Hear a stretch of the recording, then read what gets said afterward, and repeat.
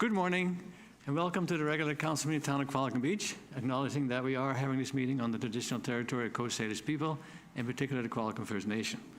Council, any changes to the agenda? I have two amendments. One is 7B, bylaws. And that's a financial, part of the financial report, so it's 7B1. And then there's another, we don't have a green sheet for it, but we need to add 9E, and that's engineering report. So remind me when we get to those if I don't bring it up.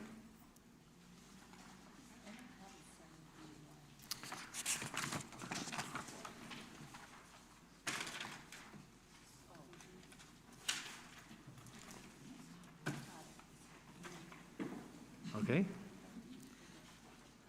Everybody got that?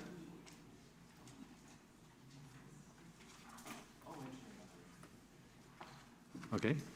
So any changes other than that? Then the agenda is adopted as amended. Then there's the consent agenda. Anything that needs to be removed from the consent agenda? Then the consent agenda is approved by consent. Bylaws. And we'll start with the taxation exemption bylaw. Mr. Hare. Thank you, Your Worship. So before you this morning are the 2027 permissive tax exemption bylaws. The purpose of these bylaws is to authorize permissive property tax exemptions for eligible properties for the 2027 year as provided by the community charter. So just as a little bit of background, a few points that may be helpful are some properties such as schools, hospitals, and local governments and portions of places of worship receive statutory exemptions under the provincial legislation. In addition, sections 224 and 225 of the Community Charter give Council the discretion to grant permissive tax exemptions to qualifying non-profit organizations and certain other eligible properties. These exemptions are not automatic. They must be authorized by bylaw and adopted by Council before October 31st of the year preceding the taxation year. So what we have before Council here are two bylaws for Council's consideration. The first one covers general permissive tax exemption properties, and the second one deals specifically with places of worship. As in previous years, staff are recommending one-year exemptions for 2027. In terms of changes for 2027, the proposed list of exemption properties remains largely unchanged from previous years. The only substantive addition this year is the Lee House property on 124 2nd Avenue, which is leased to Mount Royal Aerosmith Biosphere Society. So a permissive tax exemption is recommended to ensure that the property remains tax exempt while it continues to be occupied by an eligible nonprofit organization. Previous years, that property was statutorily exempt, being a town-owned property. Otherwise, the exemptions are generally consistent with those that were approved in previous years. Staff are also recommending that Council continue the long-standing exemption for the Island Corridor properties. In terms of the financial implications, the total value of the proposed exemptions is approximately $833,000 across all taxing authorities. Of that amount, approximately $384,000 relates to municipal property taxes. It's worth noting that the increase from last year's exemption values is primarily attributable to two factors: higher assessed property values and the anticipated 2027 municipal property tax rate, which is based on the 5-year financial plan tax rates for 2027, 28, 29. The increase does not reflect a significant expansion in the exemption program itself. I would also like to remind Council that permissive tax exemptions do not reduce the amount of municipal taxes that the town collects. Rather, they represent a tax shift from exempt properties to remaining taxable assessment, to the taxable assessment base. So the Community Charter also requires a town to provide a statutory public notice before adoption. There is a copy of the notice attached to the report. Those notices are scheduled to appear in the July 22nd and July 29th editions of the PQB News and will also be posted on the town's website. This morning, staff are recommending first, second, and third readings Adoption is proposed for the September 9th council meeting, so that is in advance of the October 31st statutory deadline for submission. So accordingly, staff recommend that council give first, second, third readings to the 2027 tax exemption bylaws and the 2000 tax exemption bylaw for places of worship. And if there's any questions, Your Worship, I'd be happy to address those. Thank you. Any questions? Councillor Skipsey. Thank you. I just wonder if you could clarify, because there seems to be some confusion around the places of worship and what all is exempted. So my understanding is it's the building or any of the land that's used for that purposes, and anything that isn't being used is not exempted. Is that correct? So places of worship receive a statutory exemption for the place of worship, so that, or the part of the property that's being used for worship and the land underneath it. So the surrounding lands are taxable, and council has traditionally provided a permissive tax exemption for the surrounding lands. So surrounding lands would be the grounds, or if there was a parking lot attached to a church, that is what council is providing a permissive tax exemption for. Except on the church at Arbutus and Claymore, there's a piece of property that is actually identified as could be developed, and I think they pay taxes on that. Can you double check on that? I can look into that, yes. Yeah, because in the past we've had that discussion before. So that portion is actually subdividable into 7 lots. Okay. Thank you, Your Worship. You're welcome. So can we take these all at once, or 3 readings at once, Ms. Swenson, or do we go separately? Prefer these ones separate if you can. Sure. Please. Okay. Any further discussion? On the first one, this is the tax exemption bylaw 2027, 9023, 2026 for first reading. Councillor Harrison, Councillor Skipsey. Discussion. All in favor? Opposed, if any, carried. And then for second reading, Councillor Vander, Councillor Young. Discussion. All in, Councillor Young. I'm just wondering, should we defer the next reading just so that we can get some clarification on some of the lands that we have given them permissive exemption, but there's been emails from residents saying that perhaps we should be looking at taxing that. And also that the process in Parksville is different from how we proceed in doing the taxation. Thank you. Mr. Hare. Your Worship, any delays in readings and adoption will result in us not being able to meet the statutory deadline given the council meeting schedule over the summer and in the fall. We would not have time to change our process for this year. However, we can take it under basically council advice to take a look at changing our process to match other municipalities. A lot of municipalities, Your Worship, look at community benefit that is received from these organizations when they're considering the statutory exemption. We have not gone to that level. That is a increased level of service and would require resources to go through basically changing the process. So for this year, we don't have the opportunity given the deadlines. Thank you. So for second reading, we moved and seconded. It's a different kind of worship than what you call me, but it's a good thing. So for second reading, all in favor? Opposed, if any, carried. And for third reading, Councillor Skipsey, Councillor Vander, discussion. All in favor? Opposed, carried. Thank you.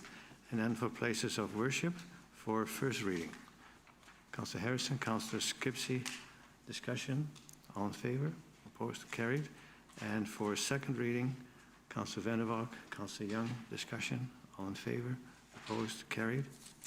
And then on the next page is for, sorry, go ahead. Yeah, third is on the next page. Okay. Thank you. So thank you, Councillor Harrison, Councillor Skipsey for third reading. All in favor? Opposed, carried. Thank you. And then reports, and you've got my notice of motion, so I move that notice of motion. Councillor Harrison, Councillor Skipsey, discussion. All in favor? Opposed, carried. Thank you. Excuse me. Yes, Ms. Svensson. So we just had the financial plan bylaw amendment. Thank you. Thank you. That's number 7B1. And that's a financial bylaw. Mr. Harrison. Thank you, Your Worship. Since the bylaw received first 3 readings on June 24th, there have been no changes to the proposed financial plan amendment. As Council will recall, the amendment incorporates several budget adjustments, the most significant of which related to the Eagle Crest project. Those items were reviewed in detail through both a staff report and the accompanying presentation at the June 24th meeting. The proposed amendments assure that the financial plan appropriately reflects council direction and provides necessary budget authority for the initiatives previously discussed. Staff are therefore recommending adoption of the financial plan amendment bylaw. Thank you, Your Worship. Thank you. Discussion. Councillor Harrison.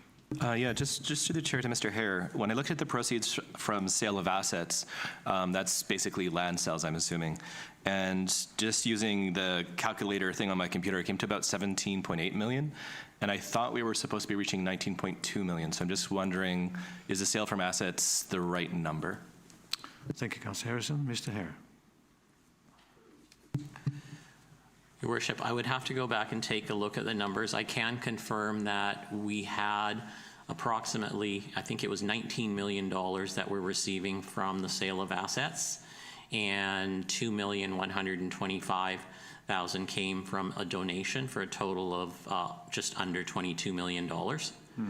And the numbers overall are correct. I can take that offline with Councillor Harrison to confirm that after the meeting to explain those numbers to him. Okay. Thank you. Go ahead. Well, just to read the last reading, I don't feel comfortable with the volume of sale of assets. The amount of density from previous surveys that were done on the property would be significantly higher than what we're even currently zoned to. So I won't be voting in favor of this amendment. Thank you. Any further comments? Need somebody to move and second it. Councillor Skipsey, Councillor Vander. Further discussion. All in favor? And opposed? Councillor Harrison. Thank you. I'm going to deal with public safety. Councillor Harrison. Okay, so I did have a bunch of notices of motion, but I didn't get them in on time, and that's my fault.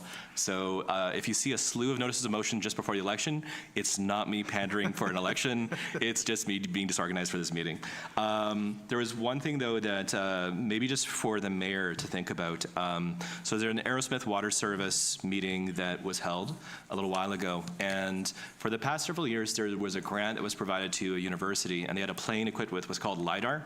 So it uses lasers to basically bounce lasers off the ground, comes back to the plane, and then they're actually using that to determine how much snow is in our snowpack over the winter, which is very useful so we can know as a region how much water there is. That grant is now concluded, so the RDN used to spend $5,000 a year to get the snowpack checked over Mount Aerosmith. I think other areas too. I think it was the whole RDN. I could be wrong. But with the grant being concluded, that service is no longer available. So I was just wondering maybe if, Your Worship, if that's something the RDN might want to talk about at their board, because it seems to me that's for $5,000 to know how much water is in the mountain is a very useful thing. Doesn't seem too exorbitant. Would you send me a little text or email? For sure, will do. Yeah, I can send you a little text and a letter on that. Just because I think it's something that I understand why the province is tied to, essentially, in the humanities they're called SHIRT grants. I don't know what the field is here. But basically you get a grant to do research, and that research is done over a period of time. But if you have the plane set up, you have the LiDAR set up, you have everything set up, seems a shame to not continue it moving forward.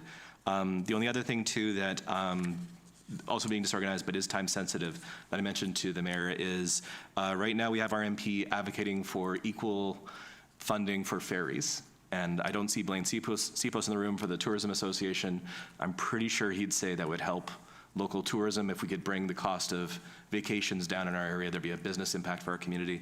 So I'm just wondering, with your permission, Your Worship, and indulgence of council, maybe we should write a letter of support for what Mr. Johns is doing for the fares being equalized across Canada. Thank you. I think that's something all of us can support whenever it's helpful to reduce costs to come across. So if you want to make a motion that we send a letter accordingly, then we can deal with that. If council's okay with that, I'd move. Go ahead.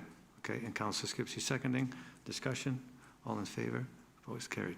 Would you lay out an outline of the letter that you Yeah, think would be I will, because I'm going to copy what the City of Courtenay did, because Mayor Wells shared that on social media.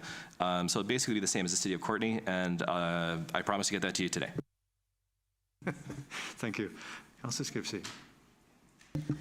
Thank you. Well, my report is on page 39, but I just wanted to add a big thank you to the Beach Day Committee and all of the people who supported the event. I think it was a great day. We had entertainment and skydivers and a dunk tank that was lined up, and thankfully the weather cooperated as well. So a big shout out to everyone who was part of that event and to those who came and enjoyed it as well.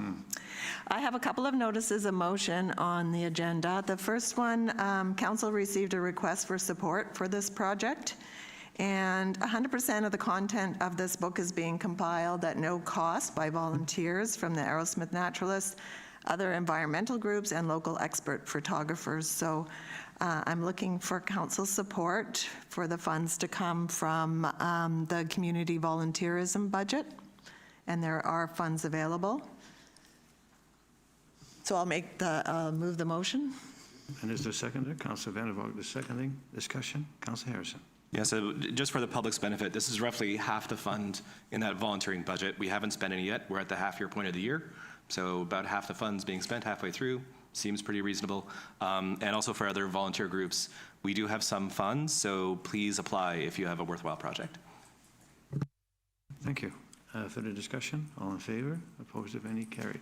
Please proceed, Councillor Skipsey. Okay, and my second motion comes out of the conversation that we had at the last meeting regarding density without demolition. And I think that this concept provides the opportunity to deliver needed housing, but with greater affordability and lower impact on the environment, infrastructure, and neighborhoods. And according to the American Institute of Architects, adaptive reuse projects typically produce 50 to 75% less embodied carbon than new structures. So I think this is worth taking a look at and seeing what needs to be changed in order to make it easier for municipalities to support adaptive housing. Thank you. Okay, thank you. And that was seconded. Councillor, so you have both moved and seconded? Okay. Further discussion? Councillor Harrison. Yeah, so I won't be supporting this one just because I think this is something, if we're going to talk about changing the way we do buildings, we should be consulting general contractors and people who actually build for a living on what are the impacts. Because I would like to hear from people who are actually would be doing this, because this is pretty uncommon right now in BC.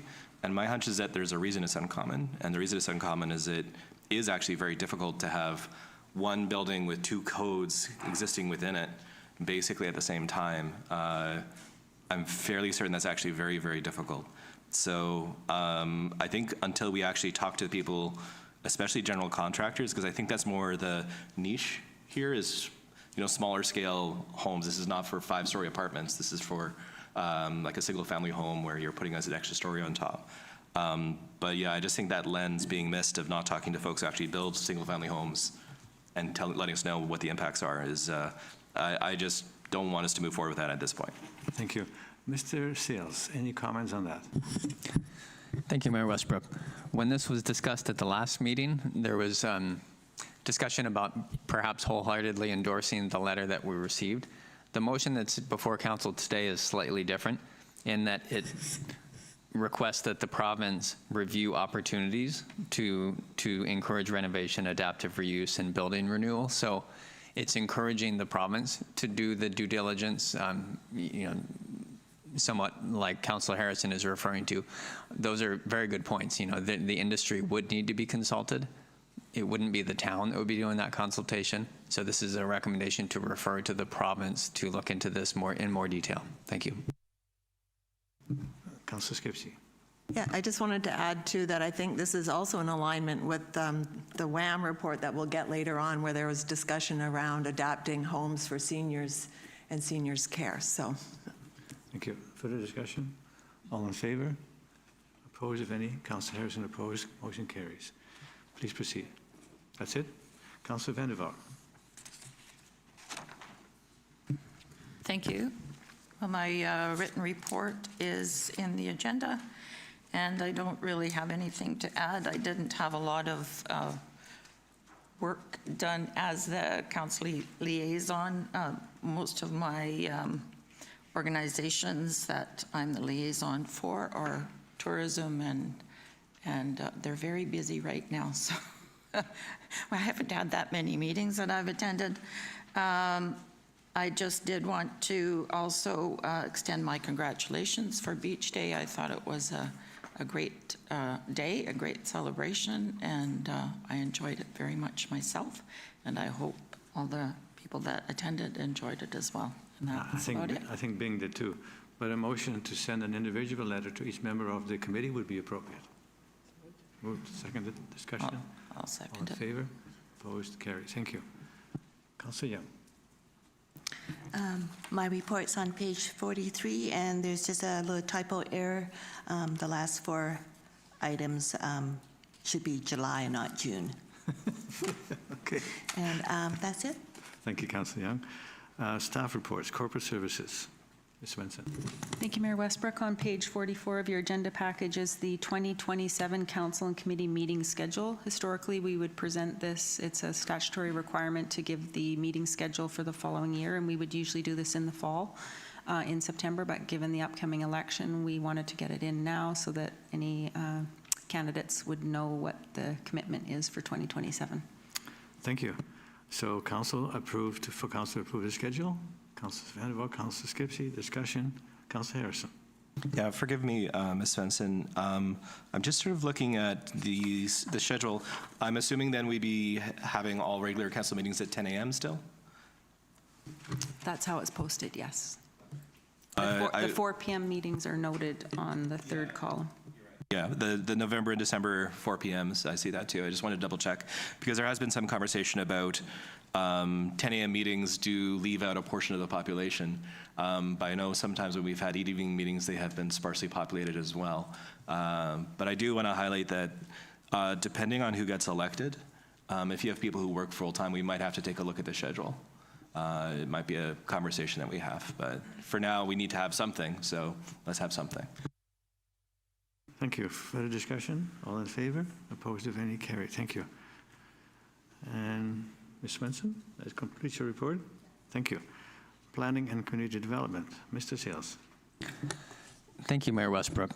So the first item under planning today is the report entitled Ways to Achieve Attainable Market Housing Plan.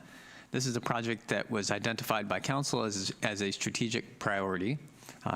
It was then advanced to some extent through the official community plan review, which identified specific target housing groups or demographics in the town that required particular support. So with us today, we have Mark Holland from West Plan Consulting. He was a part of the team along with Modus, Planning, Design, and Consultation, that prepared this report. So I'll return it to you, and then maybe we can hear directly from the consultant. Thank you. Mr. Mark Holland, welcome, and you have the floor. And because it's a presentation, there's no time limit. Well, within reason. Within reason. Thank you, Your Worship. Council, it's a pleasure to be here at the end of this process. It's taken us a year and a half or so to pull this together. Again, my name is Mark Holland. I'm with one of the team members that was here. We had Modus and Cunningham Rivard and Westmark Construction working with us on the details of housing types, how they were laid out, how the market responded, and the numbers related to them for this report.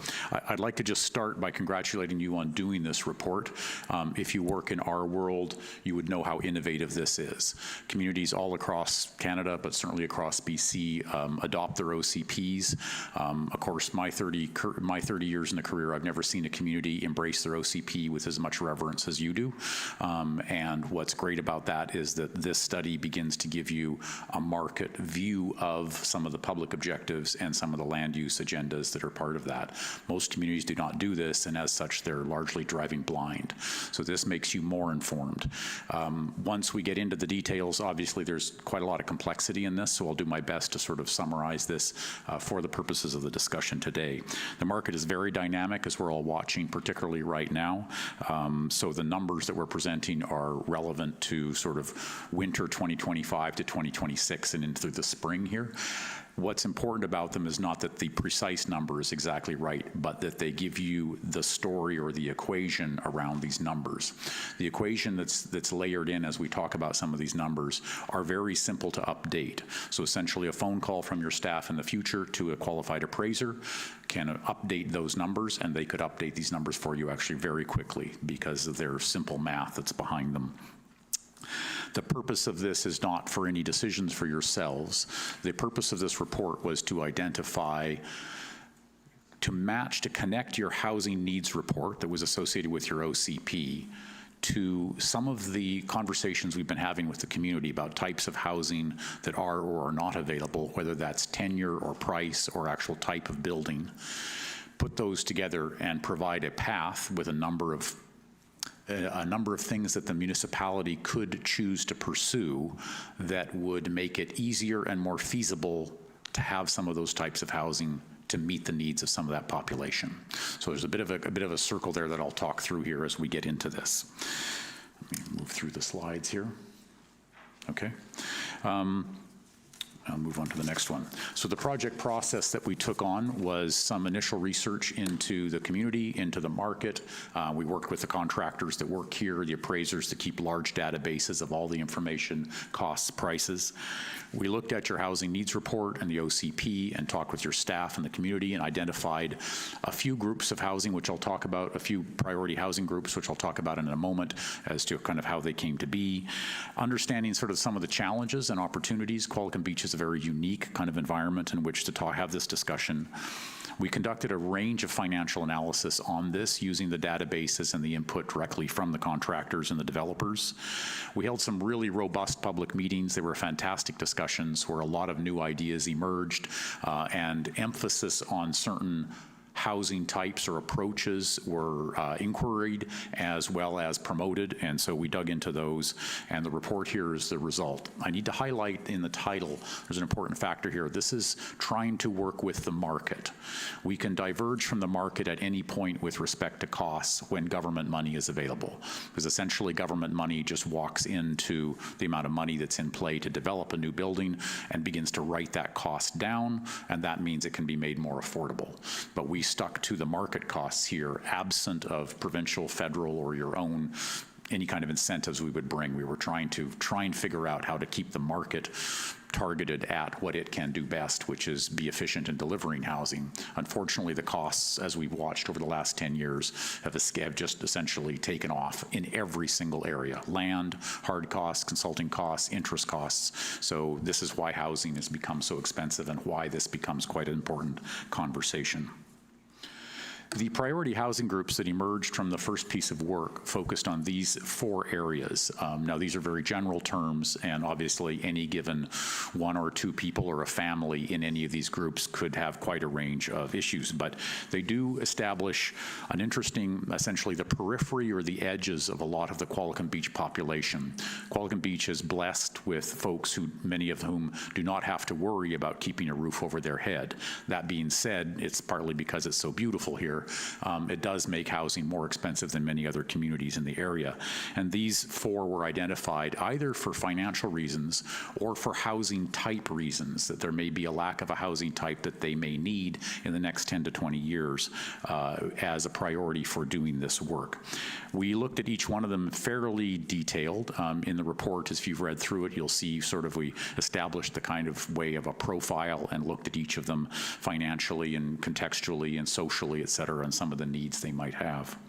We then walked over into housing types. So I'm going to focus that now on looking at the specific housing types that were identified through this process and through the community engagement as being desirable and maybe some of the best fit to address the needs of these 4 groups. And we can look at some of the results here individually. This is a housing type you're very familiar with the discussions around. This is a beloved housing type that isn't built enough. It's sort of part of the group we would call missing middle. You're very familiar with the houseplex concept from Bill 44 and all of the wild ride we've had in the last 4 years as the province has begun to force us to change our zoning bylaws. This is sort of like a houseplex, except it's not a plex. Essentially, rather than having a one building with 4 units in it, the buildings are pulled apart to be standalone, but they're kept in fairly close proximity. They would generally share the landscape around them, this would create kind of the feeling of a single-family home on a fairly small parcel, not a lot of lawn to mow, you can kind of share your garden, et cetera. So the site planner pulled some of those ideas together, and then we began to dig into some of the numbers to see what we could get. The numbers are based on, from the social point of view, your housing needs report. They're based on the databases provided by Cunningham Rivard, which have a very large database of financial numbers for revenues, for costs, et cetera, and from Westmark Construction on what they're currently building and the pro formas that they're facing and their costs. So this concept typology is a 1,200 square foot, one floor or one, maybe 2 floor unit, kind of the idea of 4 units on a larger lot. We looked at sort of the cost of construction to produce these, and essentially they sort of emerged at probably a low 700,000s to buy this brand new were it constructed based on average costs of land. In any given site, that would go up or down depending on whether they targeted a higher end or the land was more expensive, but you're in that $700,000 range to buy one brand new. In order to find out how this impacts the monthly cash flow of any of these groups, we took an average base of a mortgage, which would be a 15% down payment and a 5% interest rate amortized over 25 years. You've all looked at mortgages, and those are sort of the three pieces that define what your payment's going to be. In this case, as in all housing, it's not cheap. This is about around $3,500 a month to cover that servicing cost if you just put 15% down. To not confuse this, but just to give you a sense of why that number matters, many folks in Qualicum Beach could sell their current home, downsize into a home like this, and buy it outright. The $3,500 a month essentially then is the opportunity cost of the money that you put down you paid off, you don't have a mortgage. If you did in fact choose to have a mortgage, then that money would be invested, and that would be at about a 6.5% return to match that. So it's either an absolute cost or it's an opportunity cost to anybody who purchases this. There are recommendations on each of these slides. I'm not going to go into them now. I'll talk about them when we get to the end, kind of en masse. There's 4 types of action or areas of action you could consider taking to help move, make this kind of development maybe more feasible or more probable. This is another one that gets talked about a lot. It's been quite a darling of social media and a darling of a number of companies that do these. You can find them if you open the Globe and Mail on a Saturday. You open it up, one of the first pages, the ads you'll start seeing are ads for these little infill units and cottage thingies and studios you can pop into your backyard, all prefabbed and looking lovely.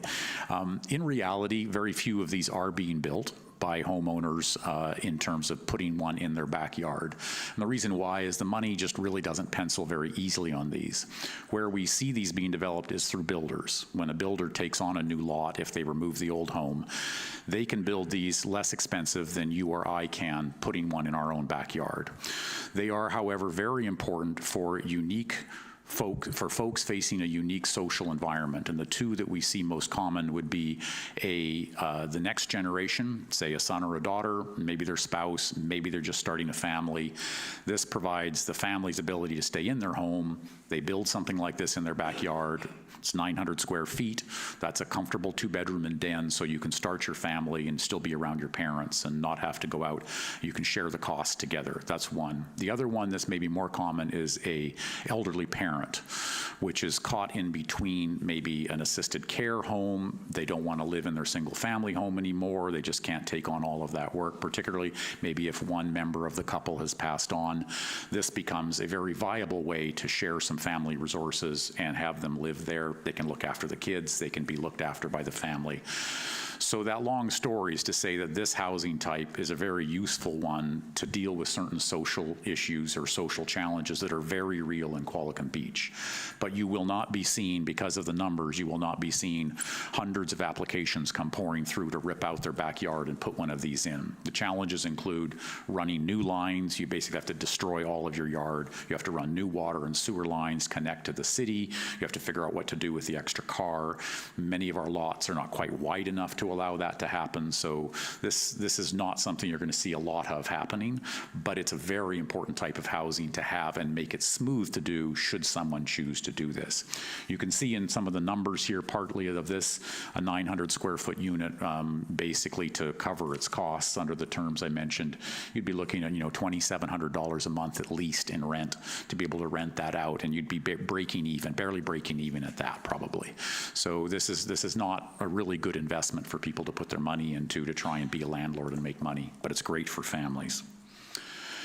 This one is much more common. This is really dominating our world right now in terms of housing, and that is the townhouse model. So there's many types of townhouse models, different sizes, different numbers, et cetera. We picked a middle road here at higher than the previous two, because we're now building 12 units. So this means, when a developer would build these for you, she will come in and be expected to bring 30% of the total cost out of her money. We call this equity. This is her savings or her investor's savings. 70% is then borrowed from the bank. And so what you'll see as we work through this in the next few examples is that the amount of money it takes for a developer to build these gets bigger and bigger the larger the number of units are. So we're at 12 units here at around 1,500 square feet each. The developer needs to bring between $2 and $3 million in real cash and put that down on the project. They're then going to borrow more than twice that. So in this case, they would be borrowing $6 to $7 million to build this out. The price, because of these and the nature of how they use up a little more land than the apartments, which we'll talk about next. So we're looking at probably a development cost of $750,000 per unit. There's a margin the bank requires to sell those over your hard costs. So we would expect these to be in the low 800,000s per unit, but you are getting 1,500 square feet. You'll have a front and a backyard.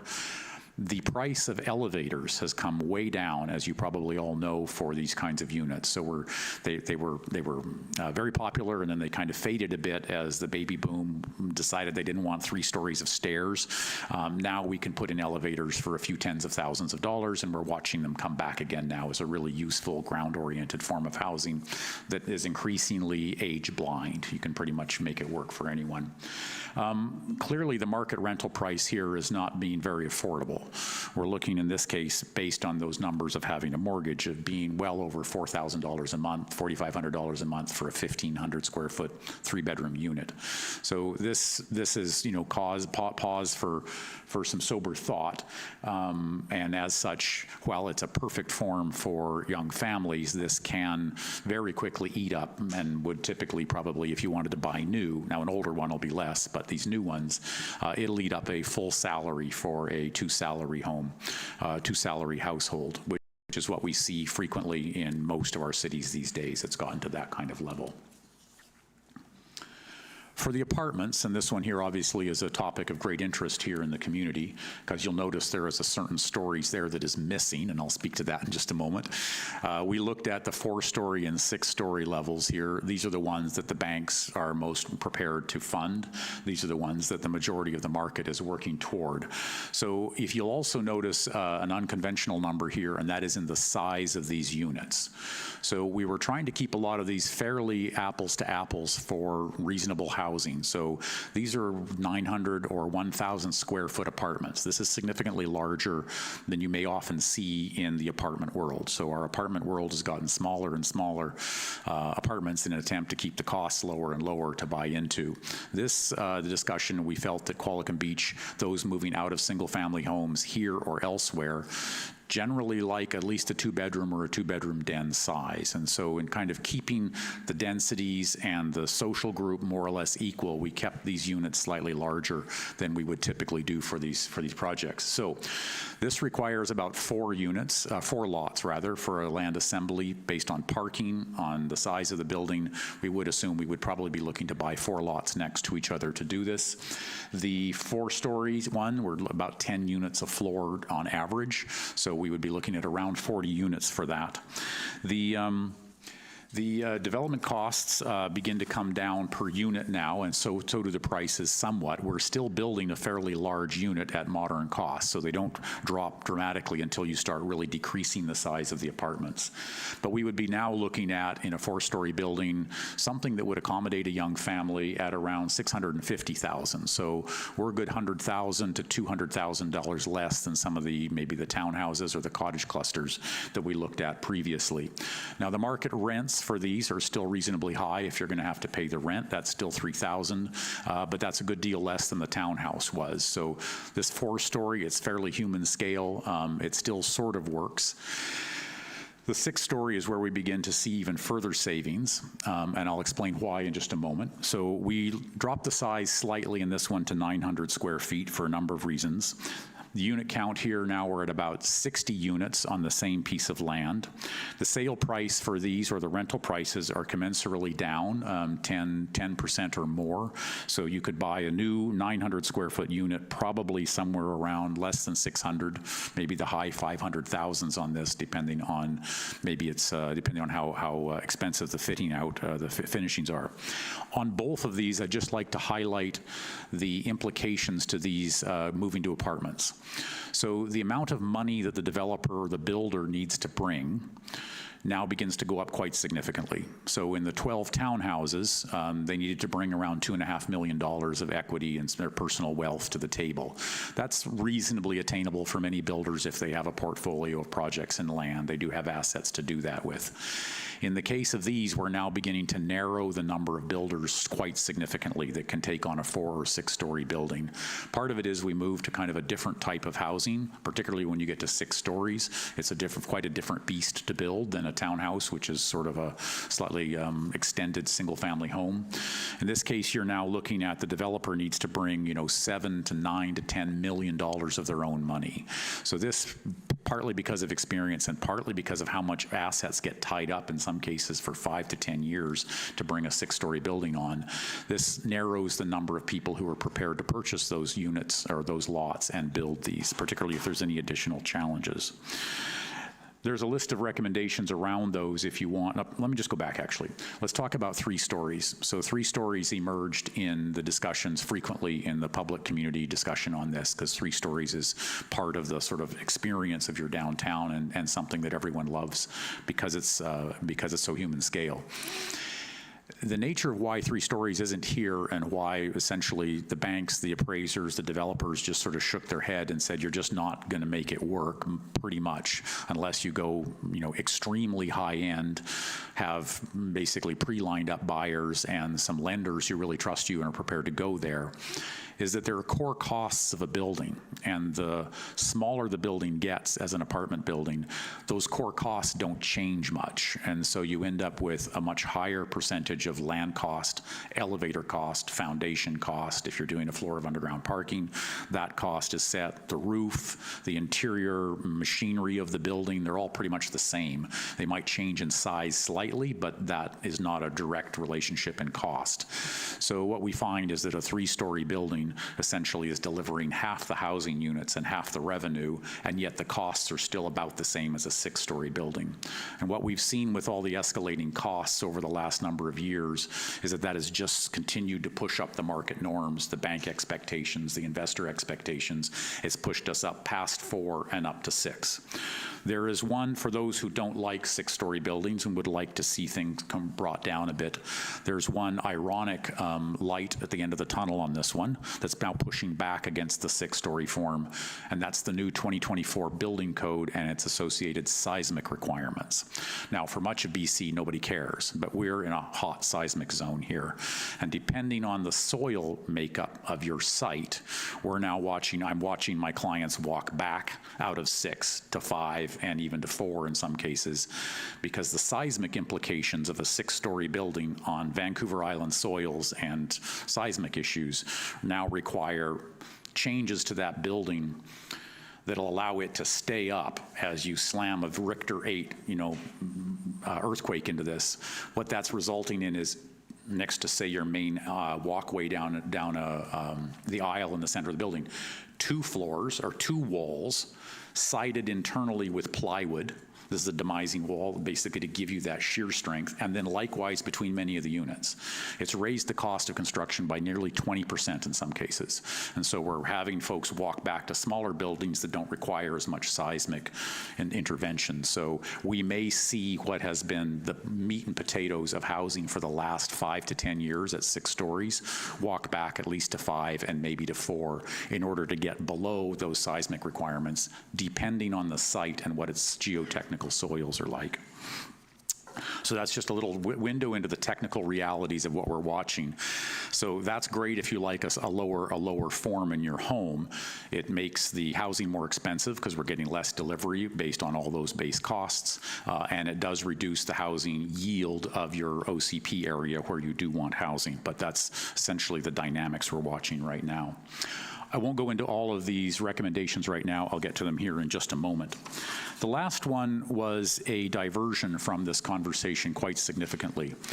During the discussions with the community and the analysis, we identified an interesting situation where 4 seniors who had maybe less money than some others, or found themselves alone, again, this is for folks probably later in their life, if let's say their spouse has passed on, that we found a lot of folks living that we would technically in planning, we'd call them overhoused. We've got one person living in a 2,700 square foot single family home with a 10,000 square foot lot they have to take care of, and they're 80 years old now. Maybe that's not an ideal situation, but they don't want to leave their home yet.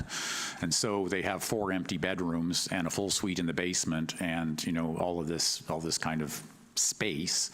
And the discussion came up again and again in the meetings was, is there some way that somebody who, even if they did have assets or not, just don't want to live alone or don't want to move into an apartment, would like to stay, would like to have a garden, would like to live on the ground floor, could we begin to put some folks who are underhoused and who are overhoused together?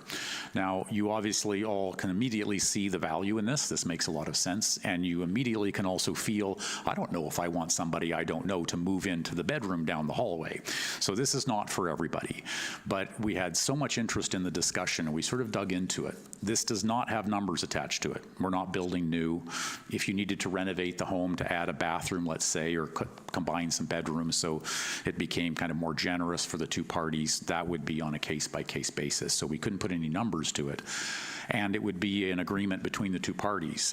We're seeing situations here where very significantly reduced rent is offered to young workers or singles or even students in these situations in many cities in order to be around someone who's more elderly and help them, be a companion for them and help them with the work around the place, mow the lawn, take care of it, and they might not pay any rent in some cases. So this becomes a very fluid, non-financialization approach to housing. But it requires some matchmaking. And so this emerged in the story around, if council felt that this might actually be a really good idea, is there a way to stimulate a community group to kind of form some matchmaking, to kind of help folks with a rental agreement of how you might want to live together and set some terms around that? So this is known territory, but it's still a fairly innovative one. So this found its way into kind of the core group as really helping older seniors, maybe helping workers, because we'd identified one of the key groups, and you know this well, that work in your commercial services here, your retail stores, maybe come and help clean homes or provide health care. They don't make that much money. So if you make 25 or 30, between 25, say $25 an hour, you're barely making grossing $50,000 a year. You walk that back with all the costs you've got, you don't have very much money for housing. So maybe one of these might be a really interesting alternative for a small group of folks, but worth promoting. So my final slide here then is to return to this question in front of you that sort of the report poses, is if you would like staff to dig into this and come back and discuss the implications or the path forward on implementing some or all of these for you to consider based on your feelings of what are the high priority housing types you'd like to support or the high priority groups you really think that we should be investing scarce resources in purporting. They fall under 4 areas. The first one is really just essentially trying to bring down the costs of some of these in ways that do not cost you much. So increasing some building heights in areas that's free to do, supporting leasehold models, reduce parking minimums. Now, if you start waiving municipal fees, that is now starting to cost you some money potentially. It may not be that much, but every little bit helps in some cases. Supporting rental and non-market housing. This had a couple of components. So inclusionary zoning, this is where we would, let's say that 4-story apartment, we would say of the 40 units, we'd like 2 of them to be well below market prices.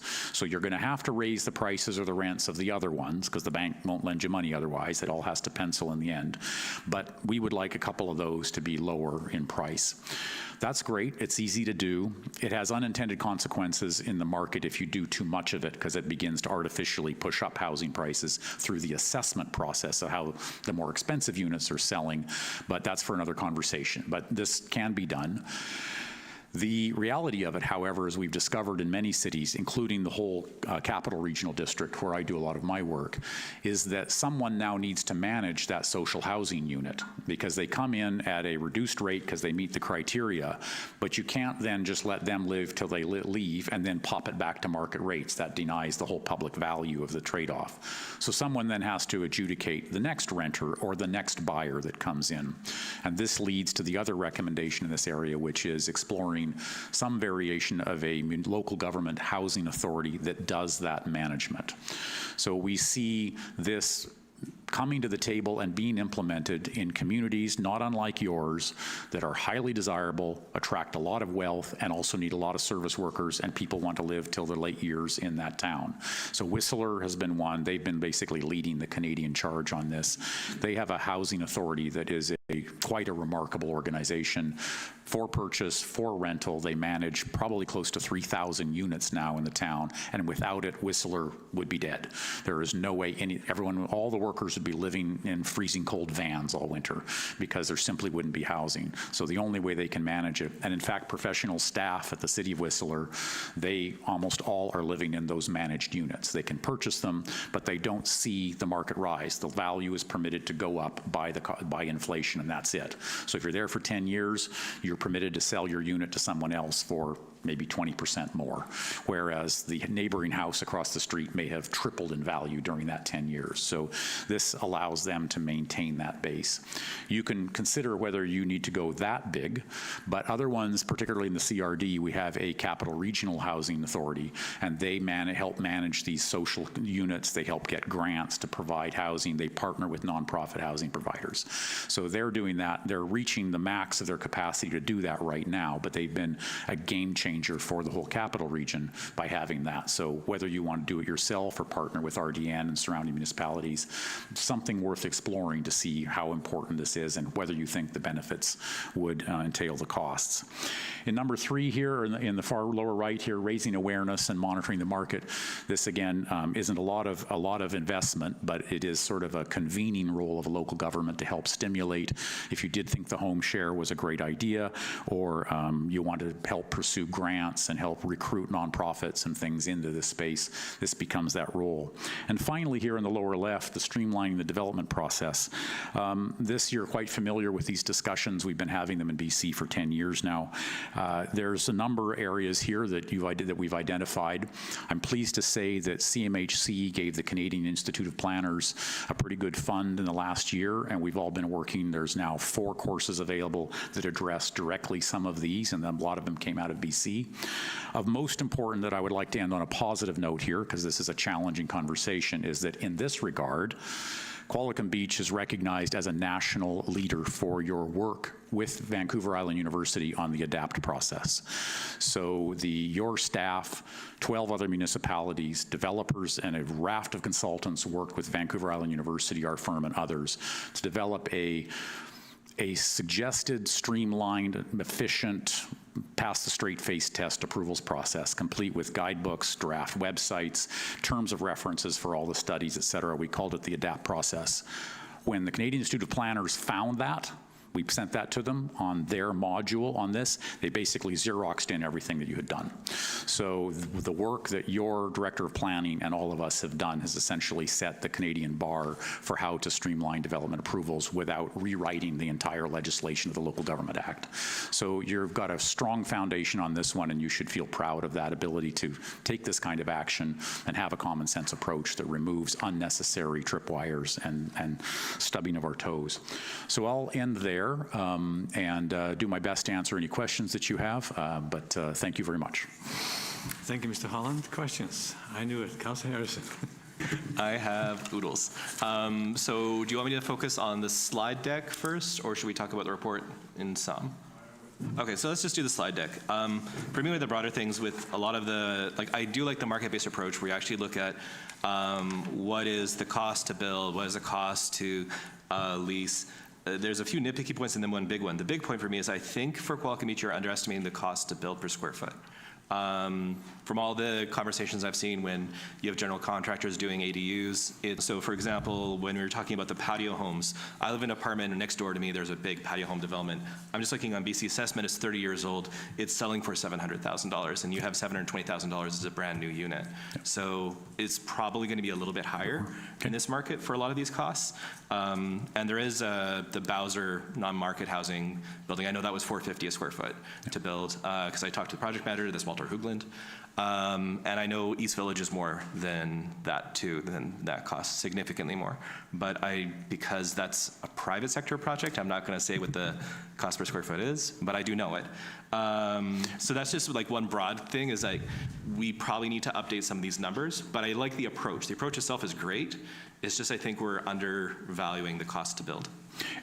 Through your worship, if I can comment on that one, I believe the cost to build we used here was hard costs, single sale, and every single project. Their reports essentially are required to get bank financing, so the banks then track all of their numbers, and we had Westmark that builds all of these types go through everything as well. So this was based on that. Now that would have been 6 months ago probably that these numbers were put in, but those are, I won't defend the numbers, those are the numbers that we were given from the folks in the field. But when the cost per square foot, we get into these discussions all the time amongst ourselves is well, what's that per square foot? And they go, well, what's in? When I say per square foot, what do you want in? So in this case, the first big one is hard and soft, because when we look at the data banks, Butterfield, Altus, and others that some of these are referenced against, as well as Cunningham Rivard's work, they'll put in just the hard costs, and then it's assumed you're going to add at least 30% of soft and municipal and other costs to it. So that might be the difference in the process, but I don't know the details, and we'd have to, it's the right question to ask, and the second question then is what's in that per square foot? Is it hard and soft and everything, or just hard and soft, or just hard? Yeah. I know that's totally fair, and that is a good point too. Generally, my understanding is those were just the hard costs. Yeah, interesting. But I'd have to double check because I haven't had that conversation with Walter for 2 years, so it's been a while. If I can do one follow-up on that, if I may. The quality of the finishing matters a lot. We were targeting a low, medium level on these ones, trying to keep that, this is our numbers if you were going to be going for that. If you were doing BC housing numbers, these would be significantly higher because their manual for construction is, inches thick and it dries it up. The market here is going to, because of the affluence at this part of the island, is going to try and, the competition is you make more money the higher end you target, because you can leverage all those extra costs a little bit more, and more people desire it who have the ability to buy. So the cost per square foot definitely begins to increase if you start going to any more premium kind of finishes. Yeah. I would point out though, that's generally what's built in Qualicum Beach, both for smaller scale and for apartments. They generally do that. Like the company that you're referring to, when I looked them up in the past, I think they're a Nanaimo-based builder that mostly builds condo projects primarily. They're not really doing custom homes. Okay, they're not really doing that sort of work. But that's also too, that's just a number process and a little bit more outreach. We can update the numbers to check some of the assumptions. So I don't know how staff would maybe reach out and get some pro formas in our community or in the area, but that might be useful for some of these numbers to update them, because I mean, I assume if we just sign an NDA, because technically for private sector bills, we're not supposed to tell everyone, although I think that would be a great conversation to have if every pro forma was public. I think it'd be very informative for a lot of people, myself included. But maybe just a couple of NDAs and say, what was your pro forma, and then we can update some of the numbers as it works. And then for some of the other things too, for some of the recommendations. So home share networks, I think we should reach out to Susanna Newton at SOS, because I think SOS tried that about 3 years ago and basically canceled the program because no one signed up. So it was basically the reticence you mentioned of, you know, you have a little old lady living alone and then someone's going to be living with me full time who I don't know, and who is this person? And so there wasn't a lot of uptake. It might have been also to a lack of advertising, to be fair. The community care model too, if I recall correctly, VIHA bought homes for that. So that was sort of mentioned about when we had the several conversations about seniors care, but the model that was mentioned where VIHA had multiple single-family homes essentially and was providing care in a group home setting through them, they actually owned the homes, so they purchased them outright and then owned them, rented them. So I just suggest that Qualicum Beach would probably not be the best market for that, because we're the second most expensive residential market north of the Malahat. So Tofino's worse, much worse, but we're second worst. So I don't think VIHA would spend money. If I was on VIHA's board, I would recommend Campbell River or Port Alberni for the same Great model. And then for the other things too, I know you probably already know this, but inclusionary zoning for me is a bit of a bête noire. So like for the Capital Regional District, how many units were built under inclusionary zoning? I think the answer was 0. They just ponied up money for it and didn't build anything. Montreal tried it too. Nothing got built. They just ponied up extra money. And having talked to a lot of folks who run, like, say, for example, Blinas Housing, their executive director, several other non-market housing providers, the idea of having 2 units strewn out in 20 different buildings is not very attractive to manage. It's really hard. If there's a problem with the building, who do you call? If there's a problem with the unit, who do you call? And it becomes a huge mess. And they really do prefer, this is our project, this is our building, we run the building. Just from an operational perspective as a non-market housing provider. Because to your point, you don't want to say, offer a unit below market and then 5 years later it's flipped and they're just making market costs out of that. So I'm not a big fan of that, of inclusionary zoning, because it generally doesn't work. It just inflates the market, to your point, and that's what we want to avoid. But there's a lot more actually in the report too with some of the numbers, so I was thinking I'll just stop there and maybe let other folks have a go. Thank you, Councillor Harrison. Any other comments from other councillors? Councillor Skipsey. And then Councillor Vandervoort. Okay, thank you. I had a couple of questions. On page 69, it talked about developing a municipal housing authority, but the only type of housing deemed applicable was townhouse, and I wondered why that was.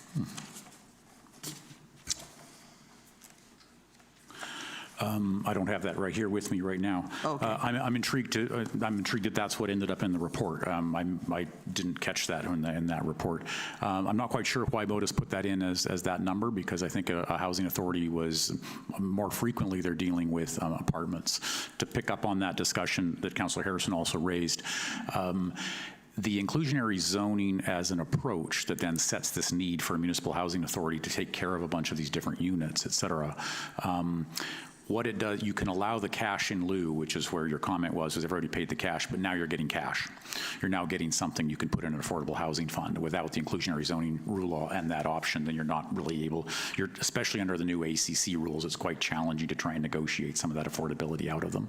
I'm so interested that they said that the townhouses would be the most interested in that. Thank you for I'm going to go back and check with them on that one, because that's a surprise. Okay. And then my second question was, on page 89, it talks about reducing the soft cost by pre-zoning land, but it seems like every time someone buys a piece of land, they're not happy with the zoning, so they're coming back and asking for more anyways. So how do we reduce those soft costs then? Thank you, through your worship. That is a fantastic question. It comes so historically, if your comment is very well taken, because historically we would establish an OCP and then we sort of replan the OCP lot by lot as somebody comes in, runs the numbers and goes, that's not going to work for what I have to pay for the land, so I need to do this and this and this and this. the pre-zoning of land, if it's kind of a commitment to get in line with your OCP, and if your OCP has sufficient capacity, and through this kind of work, that is real capacity and not just a hypothetical color on a map, which may or may not work, folks will come in and ask for zoning if it doesn't work. Now, the landowner is always incented to ask as much as they possibly can get for their land, and that starts to push up this sort of, is there enough density? But if you have enough density and you've tested it a little bit with viability, I think it empowers your planning department to be in a very strong position to push back on those and say, no, we have 20, 30, 40 years of pre-zone density. We've done our homework. We know the pro formas should work. If they're asking too much for the land, because we have enough pre-zoned, you can just go down the street and find somebody else. Like somebody will sell to you within our community plan. And that begins to reduce a bit of the chaos of coming up with a community plan and not having any of it feasible or so much of it not feasible. And then everyone just, we've developed a culture over the last 30 years of just assuming you're going to rezone it. And so this has created, and your community shows this dialectic more than any that I work in, because you invest in your community plans and then you want to hold them, like that's what we want to build. A feasibility test here gives you the extra confidence that says, no, that works. That's a legitimate, and if they're asking too much, that's fine, but there are many others. So what we're hoping from this combined process, and this was in the discussion with your staff at the beginning, was that by, maybe some amendments need to be made or your zoning needs to be adjusted to give you the confidence that what your OCP says and what the zoning is should be feasible. And if it's not, someone's being unreasonable, but that's okay, because there's other sites that they could go to. There's a fairly large market to draw from. Then your planning process through OCP and the pre-zoning, then it holds, because you as a community are doing that in a highly informed way, and you can have confidence that that should hold, and that you shouldn't be entertaining loads of rezonings, just walking through all the time, as your life experience has taught you always happens. So does that sort of make sense? If you do it with enough supply and you do it with feasibility, you can be confident saying, no, we're not interested. There's lots of land available. So we're not going to take your plan to put a 6-story building where we said 4 is the max, because 4 will work. And if this one doesn't work, go find another site. Yeah. Just as almost like a point of order, I got a text message from someone saying that the audio is cutting out intermittently. So we have Jason in the room, and just have them check that. Sorry, carry on. But I just want to let council know that apparently there's audio issues with the live feed. No, I appreciate that. Thanks, Councillor. So we'll speak closer to the mic, perhaps, Mr. Councillor Vander. Thank you. First of all, I wanted to say thank you for your report. I think it gives us a lot of information, quite a lot of information, and lots to digest. And I am heartened by the fact that there are alternatives, that we just have to find a way to make them happen and do so reasonably for everyone. I do have some specific comments and questions in terms of the, on page 57, which is looking at different scenarios and different profiles with the particularly with the older seniors. Mm-hmm. Because we do have that demographic in town.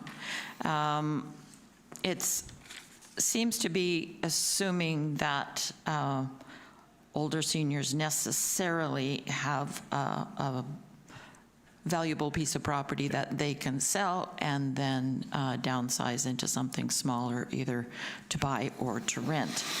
And when we first undertook this process, this study, my understanding was the older seniors that we were talking about was more the seniors that aren't necessarily in that position and don't necessarily own a property or an expensive property.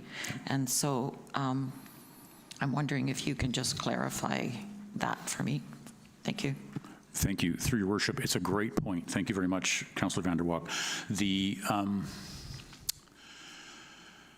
The report may we try and separate the type of homes that are needed. And so the comment about the seniors in Qualicum Beach, many of them having sufficient assets to be able to not have really money be the main problem, they just really need a different type of housing than a lot of single-family homes.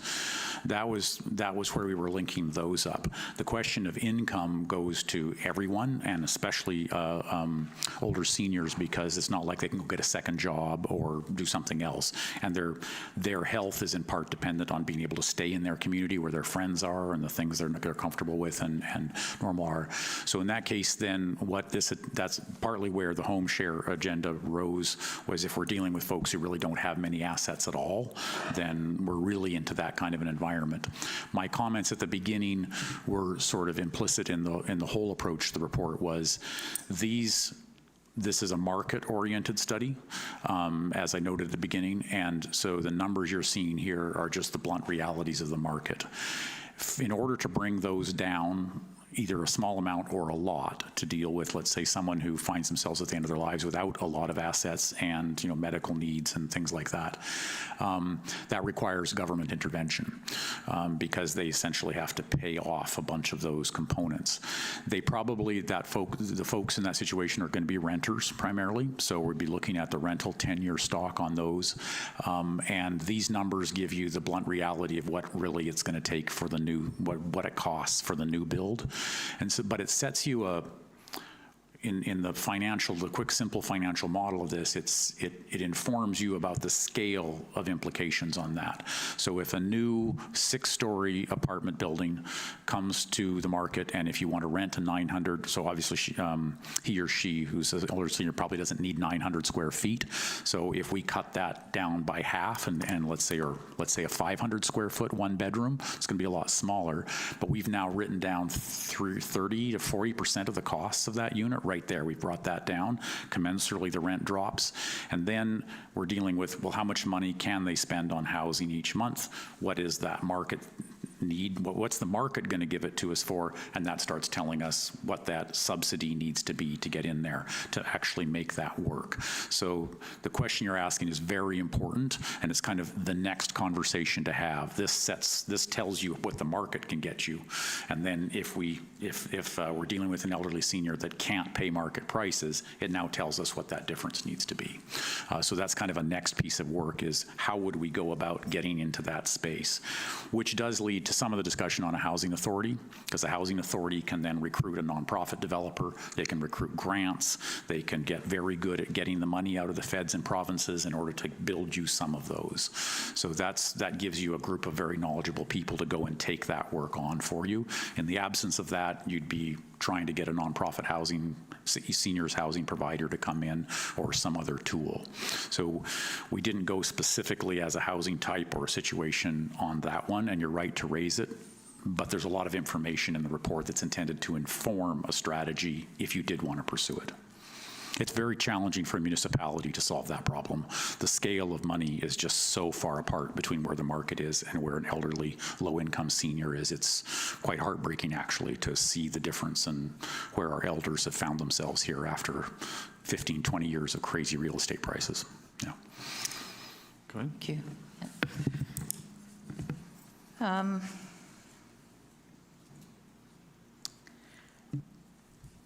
On page 80, I'm sorry you don't have I guess we have it on the screen so that you can reference it.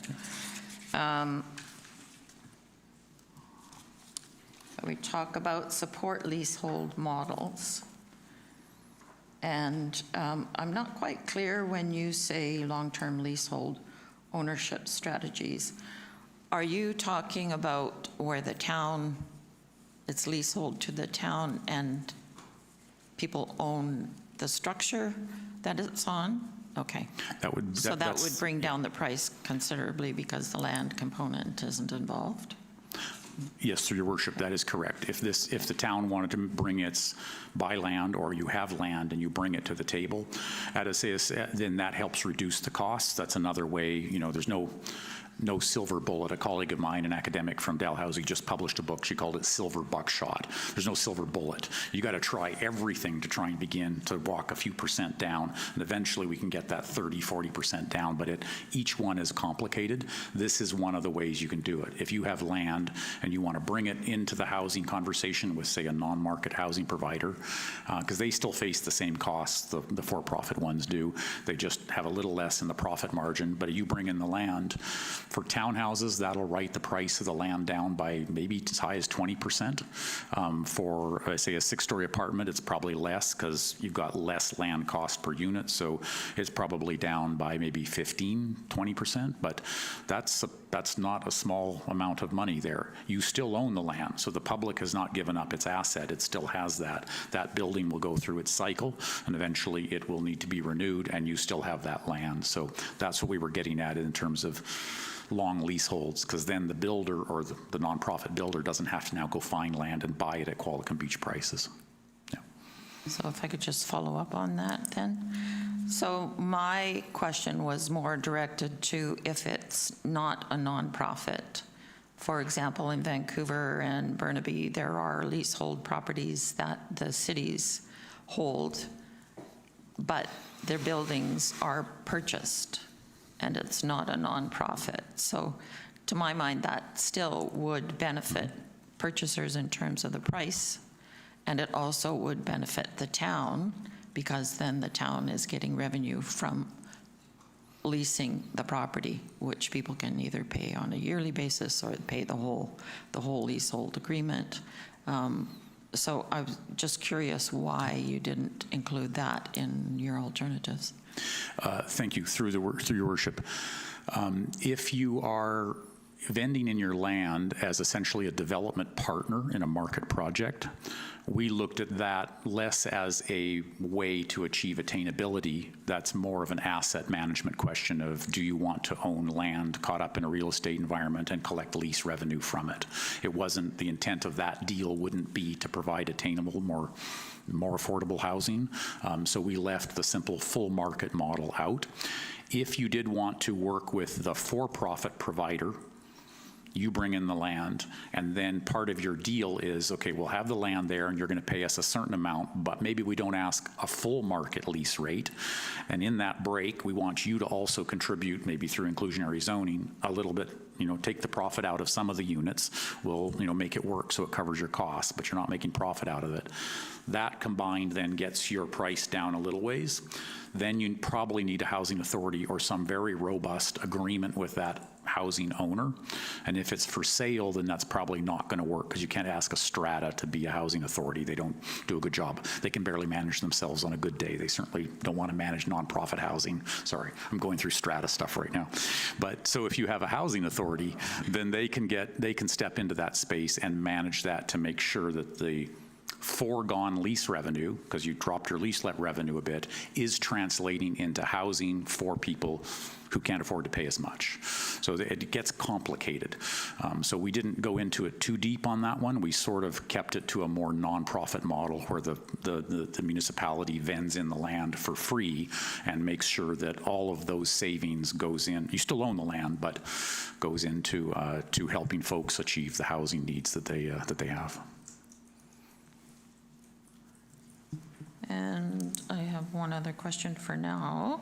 On page 96, maybe I just need some clarification on what you called on the Burnaby Housing Authority, the information about that. On the second to last line, it includes, and may also create non-market ownership units. So I'm not sure what is meant by that. EHA will focus on non-market and market rental housing and may also create non-market ownership units. Thank you. Good question. Through your worship, this goes back to my comment on the Whistler Housing Authority and the staff issue there. So in the case of these housing authorities, they can own or manage these units for rental or for ownership. What matters is in the case of ownership, let's say you have a, let's say you have a city staff person, you know you need these staff, the prices are just outrageous, you're having a hard time keeping staff, so you go, okay, we're going to allocate some of these units to staff that only make this much. So there's criteria for how they get in. We understand you don't just want to be a renter and work at Qualicum Beach. You want to raise your family here, you want to be able to invest in housing, et cetera. So what we'll do is we'll allow you to buy in at this unit, and let's say it was built a few years ago, so you could actually buy into a 3-bedroom townhouse, if say you owned that, and you might only pay $450,000 for that, which is, you know, close to, you know, 40% down or something than something new. But so you own it, and you can get a mortgage on it, and you can be paying that mortgage. But when it comes time to sell it, typically the rule of thumb is it'll only go up. You're only permitted to sell it to the next person who's also a staff person at Qualicum Beach, but doesn't make a lot of money. Say interest rates or inflation rate, so 2 to 3% a year. So if they were there for 10 years, they could sell that unit for 25 to 30% more than they paid for it, but that unit is probably half or less than what it is across the street in the market environment. So when they say nonprofit, it's not a for-profit market-driven model. You're controlling, it's a complete command and control economy around housing that housing authorities can manage. What's great about that is that over a longer period of time, you end up with housing that's half the price of the market housing. Every now and then you always have to put a bunch of money into it to fix it up and things, or the owners do that. But it gives you you're involved in it, and the real benefits come from the long periods of time involved in that, because that gets you much more affordable housing for key target groups, you know, whether they're staff or say medical workers that you want that. That's what the nonprofit ownership is. They do own it, but they can't sell it at market prices. Thank you. Councillor Young. Thank you for your detailed report and your recommendations. There was suggestion that there should be some high density and non-market projects on town-owned land. I think this question would be to Mr. Sales, that where do we have town-owned land that you think would be suitable for non-market housing? Yes, thank you, through the chair. The town has looked at options in the past, and there's some sites that were considered by this council a few years ago. But to clarify, the next step for this process would be during the 2027 strategic planning process, we could kind of refresh the discussion about what lands we have available, and I'll also look at implementing some of these specific recommendations. So in answer to your question, there have been some that this council has discussed in the past for, you know, medium density residential housing. Those may or may not be appropriate anymore, and there might be others to discuss. So I don't want to be specific in areas that they're not necessarily accurate. So 2027 strategic planning process is the time to move that forward. Thank you. Thank you. And also there was a suggestion on page 99 that there could be bills on Crown land. It was shortening delivery times. I thought Crown land is all on hold for reconciliation, so that's not in the play. Thank you, through the chair. The point on the Crown land was to acknowledge that it would be the Crown land becomes available in the reconciliation discussion if we're selling it and disposing of it. That's the point. Otherwise, it tends to remain Crown land unless it's part of a treaty process. In this reference, we were identifying that this would be not unlike your last question, which is, does Qualicum Beach own land, a government that can vend it into the process to bring costs down? This would be the same conversation. If the province is really committed to doing this, is there some provincial land around we could talk that could be serviced that we could talk with them about, like, can you just bring your land? It's sitting there. Can you bring it in? And that will get our prices down by 15 to 25%, depending on how dense the project is. That's what we were referencing in that point. Councillor Harrison. Okay, so still a whole bunch of stuff. One, also too, it's important to note that housing authorities that work well have a lot of units under management, and that allows them to have the income to be self-sustaining. So if you're going to start one from scratch, you're going to need at least an executive director. You will not find a competent one for less than $100,000 a year, probably. So if this is a direction we want to go down, I strongly recommend doing it at the regional district level, like the Capital Region does. I know Zach DeVries, who's the current chair, who Mark probably knows. But The regional district in Nanaimo has sufficient scale population-wise. You've got maybe 250 to 300,000 people. Qualicum Beach at 10,000, there's just not, it wouldn't work economically. There's not enough projects, and also some of the funding streams have come offline. So the Community Housing Fund, for Councillor Vandervalk's point about seniors becoming at risk of homelessness, the provincial average is 22%. In Qualicum Beach and Parksville, it's 33% are seniors. But their definition of seniors 55 plus, not 65 or 75 plus. But even so, it is higher. It is probably going to grow. Talking to some nonprofits in the area, it is in an area where they're seeing more seniors ending up on the streets or usually living in RVs. Yeah. So about half our homeless population lives in a vehicle. But the Community Housing Fund would have been the program to respond to that. And to give folks an idea, when we're talking about, well, maybe the town should do stuff for this, the building for the residences at Railway Station is a $20 million building. I was told by the board that that's the all-in for the build it. And then the operating subsidy is the 60-year operating subsidy through the provincial government, assuming 2% annual inflation, which with presidents like Donald Trump, who knows? But let's assume 2% annually for 60 years. That's a $35-ish million commitment at about $170,000 a year initially.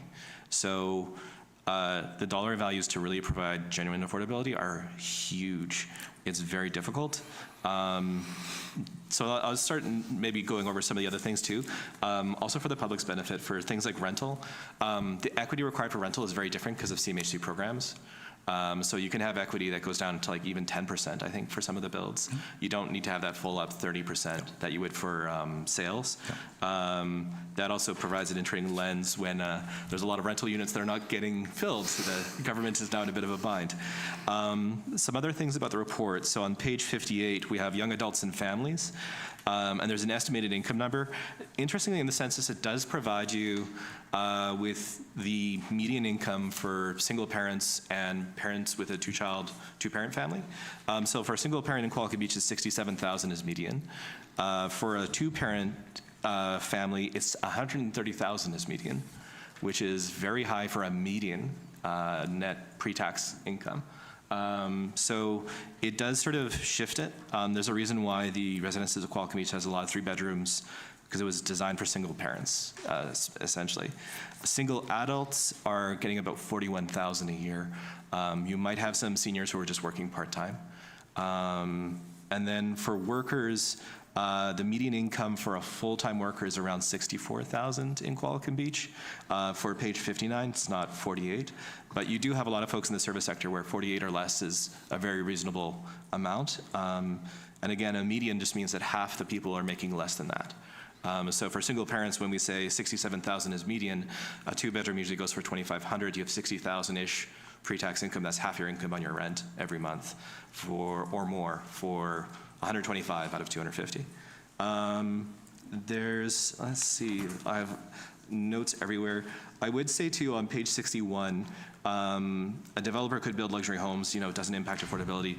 There is some research from CMHC which is coming out on what's called housing chains or filtering. So there's a 2026 February report on filtering. Yep. It has a very modest impact and actually improves affordability even if you have high-end housing. Yep. And the general point is that there's a certain number of people who can move into high-end housing. Now they're no longer competing for middle-class housing, basically, is the idea. It does, however, if you want to provide affordability, it's better to make it affordable, work with a nonprofit partner. But all housing stock has a modest impact. And then lastly, too, when we're looking at average rental rates, so say page 62, monthly rental price, say for workers, it says 2-bedroom is $1,700. That is the CMHC number that's currently available, but CMHC only tracks 48 2-bedroom units in our entire community, because it only tracks what's called the primary market. If you go in the secondary market, it's much more expensive. And it's also same with the census data for average rental costs. 1-bedroom, $1,400 is close. It's about $1,500, $1,600 for a 1-bedroom generally. Some of the newer ones are more. And then 2 bedrooms, generally $2,500 to $3,000. So this does have a bit of an impact when we're looking at these income levels and the cost of the rent. Again, this is just like tweaking numbers, but this is kind of important because if the average rental price is too low, then we'll have an assumption that more people are fine when they're really not. Because $800 a month is a pretty big variance in your rent every month coming out of your pocket. There's probably a few more notes I have in here. Co-ops, there's a mention here of co-ops. Co-ops are an interesting model. The one thing I would say as a cautionary note for co-ops is that precisely their success can be a problem. So there's a Globe and Mail article about a Toronto co-op, which was built in the 1970s, and they were selling units for about $350,000, because that is actually the inflation value was market housing. Most co-ops in BC are not actually originally funded heavily. They were actually market built back in the 70s.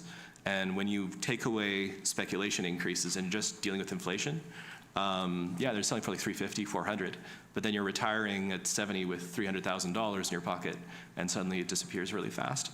So there's just some issues where if you have an ownership model where it retains the affordability, folks, when they want to move out, don't have a lot of equity. That's sort of on them. They should be investing too, to be fair. But if you're doing a rental a sort of model, then it stays affordable permanently. It's sort of, there are some interesting models too with that BC Housing's considered in the past. The AHOP program was really innovative, which went nowhere because it's apparently a bureaucratic nightmare to deal with. And then there's a few more questions, but I'll let some other members of council go before I hog too much time. My apologies. Oh, and lastly, apparently the sound has been fixed, so thank you very much, Jason, or whoever else was dealing with that. And thank you for drawing our attention to that. That's very helpful. Any other comments? Councillor Vander.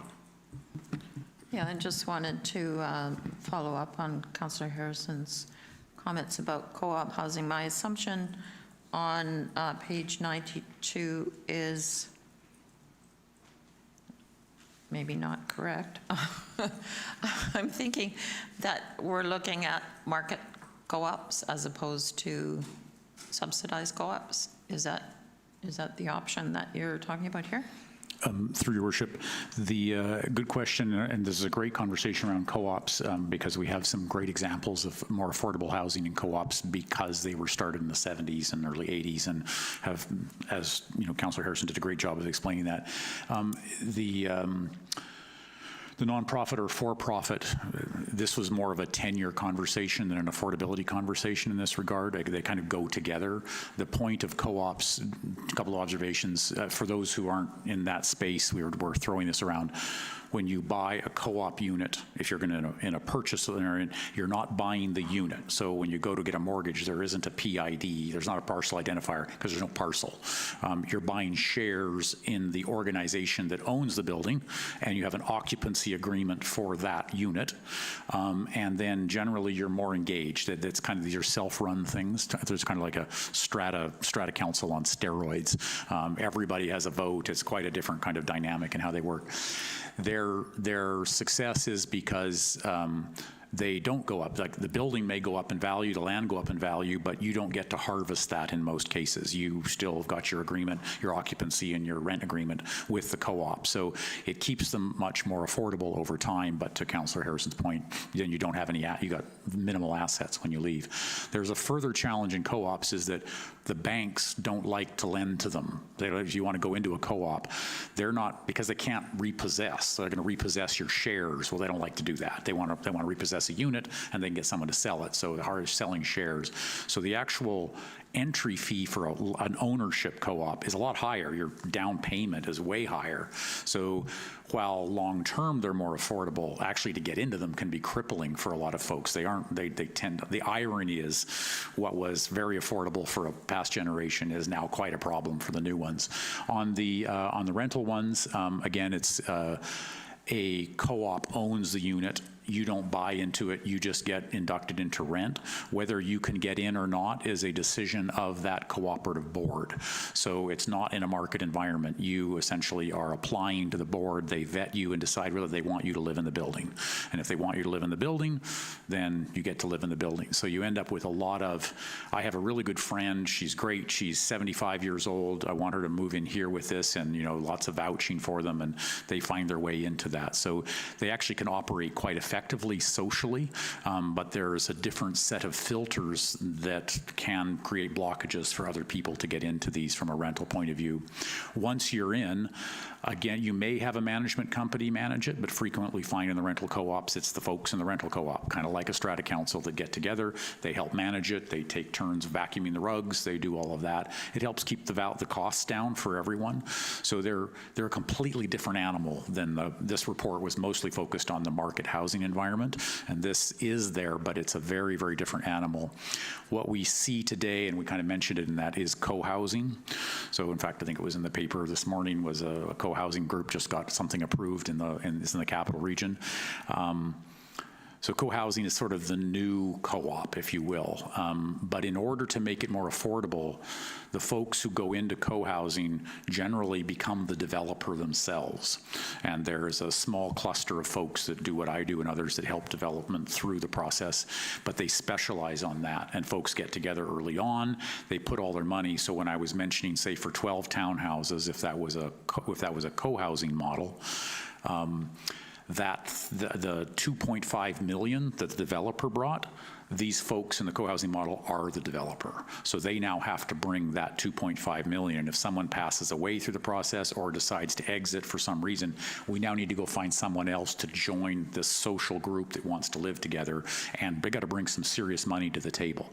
So they're really great getting them, once they're started, then again, you can buy in a more conventional model. But once you get them, they take a lot of work to get started. They also tend to not be quite as affordable as people think. So the owners are the developer, so the bank is comfortable with less profit, like shock absorber margin. So they tend to be, you can probably get a better rate from a credit union for something like that because the owners are already there. Your risk of being able to sell it isn't there. And you're not looking for pre-sales or pre-leasing. They already bought it. That's already right there. It's just a question of can they pay it off. So they tend to drop their requirements for profit. There's lots of other things, but those are often then transferred into bigger amenity rooms. So if you've gone into, say, a condo, a 4-story condo, there's amenity room, right? It's got a little kitchenette and a bathroom and a meeting room and maybe some gym equipment. The nature of co-housing tends to be intentional communities from what we see, and folks want to live with each other. So we often will see, again, in this one that was in the paper this morning, the entire ground floor of a 6-story building was all common space. So there was a gym, there was a kitchen, there was a dining space, there was a daycare, there was all sorts of things. So the savings on that, they tend to transfer over. They tend to be pretty similar in costs because the savings are transformed into these generous amenities because the people involved want to be in each other's space a lot more than most of us would when we're in that kind of dynamic. I'm sorry to take you in that loop, but it is in here, and we don't see a lot of co-ops now. That group that really like co-ops tend to find themselves into the co-housing space because of its intentional community, its collaborative and collective way. So we're really not seeing a lot of the co-op model being created. It gets referred to occasionally, but it's very rare because the financing is so difficult. Go proceed.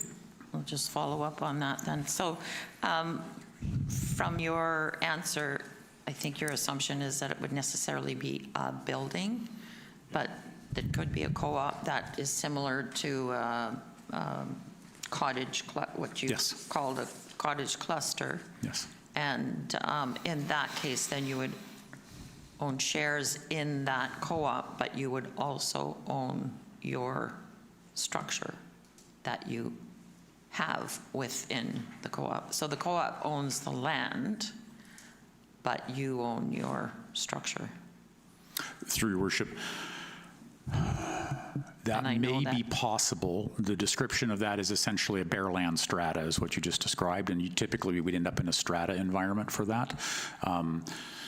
You would end up, it's hard to imagine why a co-op model would be selected for what you just described, because you'd end up with a subdivision pattern that had all the common land that was operated by a co-op corporation, and then you would have a standalone fee simple building. In most cases, that would just be accepted as a strata, in which case you own your building outright, and again, you collectively share responsibility for the common area. So theoretically, you might be able to do a hybrid for that. I think it would make the bank's head spin a bit, and they'd go, why are you going into that? Because it's basically exactly the same as a strata model. You're paying for it, collectively sharing responsibilities for managing it, but you own your unit outright. Yeah. Thank you. I haven't gone into it to see whether there's a enough. I'm sorry, I'm going down rabbit holes, Your No, that's Worship. good. Thank you. Mr. Sales. Thank you, Mayor Westbrook. I did want to add that the town does have an example of a cooperative where the land is owned cooperatively. The manufactured homes, in this case, on Arbutus, are owned individually. That particular development, I believe, predates strata legislation. So as Mr. Holland noted, like probably the modern equivalent would be a strata implementation, but it is legally possible to go that way. Thank you. Okay. Thank you. That's great. Councillor Skipsey. Thank you. I just have a few comments and then something for clarification, but cottage clusters, I know this council or previous council have approved 2 of those, but as far as I know, neither one have been built.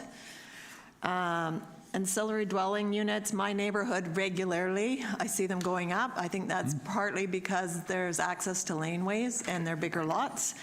Townhomes, some have been built, some have been approved. I wouldn't say they've done overly well in this, and I think the price points were even lower than what your examples were at one point. And then I am interested in developing a municipal housing authority.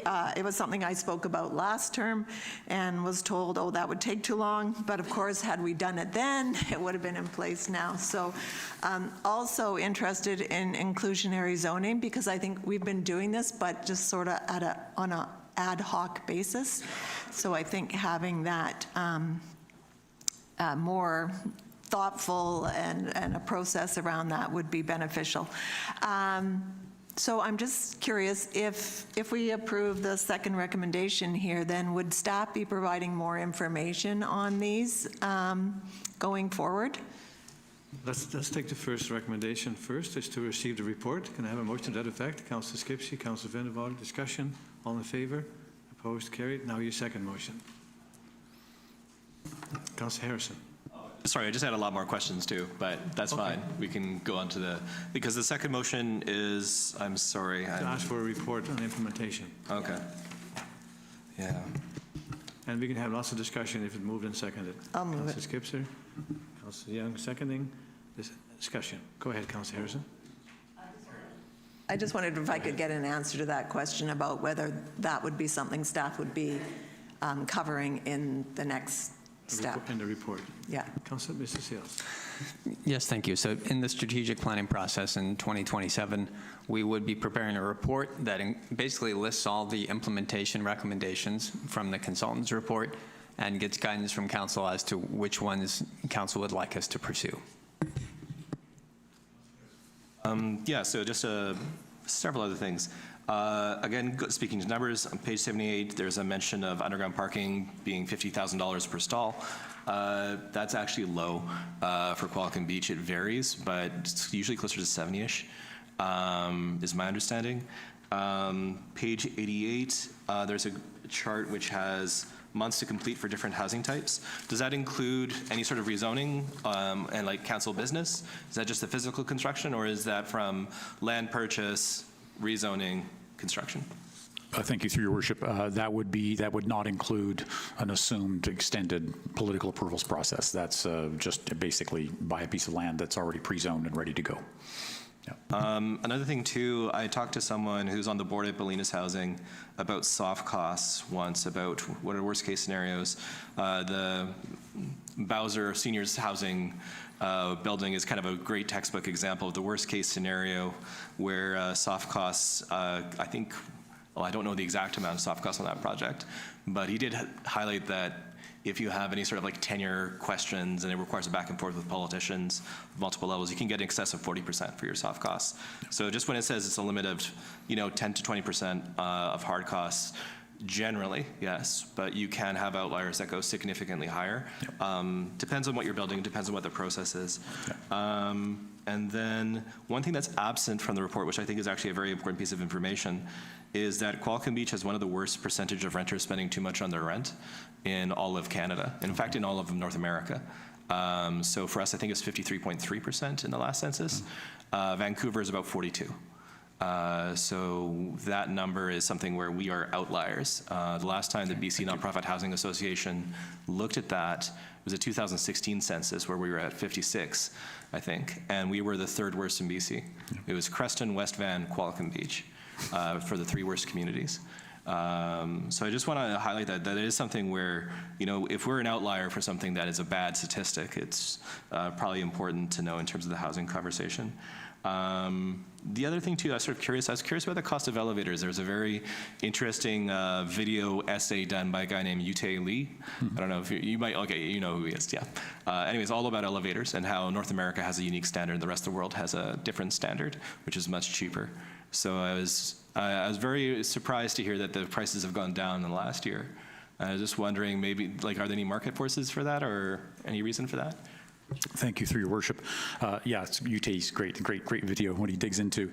The folks that I'm working with when we're looking at these, sometimes they're putting them into the townhouses, other times they're essentially booking out a stacked set of basically extra closet space that are of the size that you can insert these quite comfortably afterwards. The numbers of a client I talked with about 3 months ago on ones he was putting in said about $30,000 for a 3-story townhouse is pretty comfortable. And he's doing fairly high-end work, so it's not a cheap one. You've got, obviously, some will be much more expensive when you look in the design magazines, big glass corridors, and they all look great.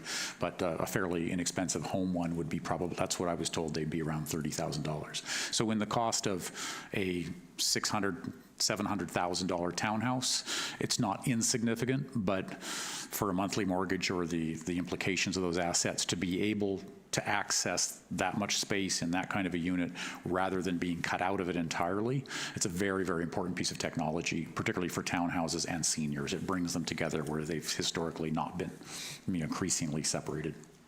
Thanks. And in the past, when we have a new townhouse project, I notice the cars that drive by to take a look, and it's usually older 70s, younger 80s.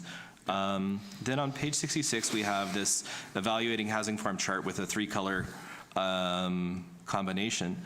And I'm just sort of curious about things, because like for things like market conditions, I'm assuming would this form sell readily in the market? And the Houseplex, for example, is rated as green as one of the best ones to sell, but I'm aware of maybe 2 houseplexes that have been built this term, and another project which we rezoned, which was a double 4-plex, which was 8 units. That property is now in the market, because I guess they just couldn't make the numbers work. It would be my understanding, it would be my guess. I could be wrong. So I'm just wondering, when we're looking at the market conditions saying what actually sells in Qualicum Beach, how is that data assessed? Thank you, through your worship. This data came from some research, as I understand it, and also from Cunningham Rivard and Westmark, our two folks who deal with the development and the costs in this area. There was a lot of confidence in the townhouses generally as a type. There may be some bleed over from the larger island market in this case. Townhouses are rocking it out down where I live. They're just, that's the one that works. In the analyses recently that went through, I think it was City of Saanich, the District of Saanich, they did a bunch of analysis. The only type of housing that pencils now in Saanich is townhouses. Nothing worked. Nothing else works now, even remotely. So this is a big, we're all very concerned about the future housing supply at this stall. But there may be some crossover that's not just Qualicum Beach. It may be a slightly larger regional influence on Cunningham Rivard's assessments that the houseplexes and townhouses work fairly well. There's so many factors. Part of it is size of parcels that are available. I mean, if you're trying to fit something, because a houseplex and a townhouse is the same type of housing. You share 2 walls with somebody generally. So it's hard. The size of the lot matters a lot for these things and how many lots you have to acquire. So there may be some other reasons why that's the case. But this is great that you're flagging these. We'll go back to the team and kind of clarify some of these because they're excellent questions. Because my basic takeaway, like, there's a lot of other notes I have throughout here where it's basically saying, no, this number's wrong, this number's wrong, this number's wrong for Qualicum Beach. But I think that's something it still comes back to the fundamental thing. I think that we need to do a little bit of outreach, not through larger Nanaimo-based businesses that maybe don't have an exposure in our market, and actually really focus in on some of the local businesses that are actually in the Oceanside area, specifically Qualicum Beach. There's a finite number, which is a bit of a problem, so that you don't have the largest data size sample, but there's also, too, that speaks to the fact that there's just not a lot of construction happening all the time. So, yeah, and then just in closing, too, like, I do think accountability matters in some ways, and that this is a good report to have, but there was a lot of funds that were available at the start of our term for housing. The Housing Accelerator Fund, which was multiple billions, which we qualified for, which we didn't apply for, didn't get any money. We started off this term with an MOU with BYLAWS Housing to do a new build at the airport. We canceled that MOU and haven't actually built anything. We haven't approved a single affordable unit this term. And we spent our entire affordable housing fund to buy a golf course. So I think there's a little bit of a critique that it's good to have this study and this report, but there were windows where there's huge amounts of money going out the window from the province and the feds. And I would not even list all the programs, because there's about 5 or 6 different programs where we didn't apply, didn't get any dollars, and we're waiting on the study. And now that we have the study, half those programs are gone. Like Community Housing Fund is shut down. There's no word on them. They'll restart that. The best you can do is maybe BC Builds. And I'm not familiar with the Build Canada Homes program, but I know when I look at the federal land projects that were approved, so the project for Crown land from the feds, I know that it was mentioned provincially, but you look at the distribution, it actually is available online for the projects that have been approved for the federal lands to be redeveloped for affordable housing. There's about 25 in Ontario, there's 3 in BC, there are 0 on Vancouver Island. So it's just a bit frustrating for me that we had a real chance to do something, address some of these like vulnerable seniors, workers, all these groups, and I'm not sure those funds are actually available now to address some of those groups. Maybe workers, maybe young families, but it's going to be really hard. Anyways, just on that note, I guess we'll get to the question, if no one else has extra questions. Thank you. Councillor Vander. Thank you. I'm just wondering if you could briefly, under your streamlining development process, explore fee simple row house zoning. Can you just clarify or elaborate on that a bit? Thank you, through your worship. So row houses, like townhouses and row houses, generally go under a strata model because it's often assumed that you will own your row house, but there's all the common land around it.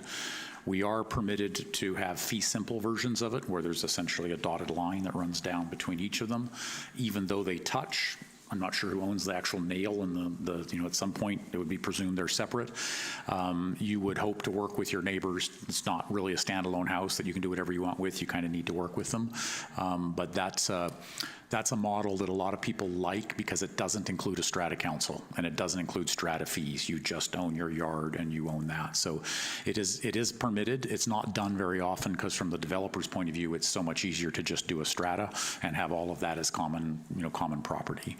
So the market tends to not drive the fee simple version and tends to drive the strata version easily, but it is viable. And the buyers prefer a fee simple one generally. They may not pay more for it, but that's generally preferred. It's just the whole industry is used to doing stratas on those.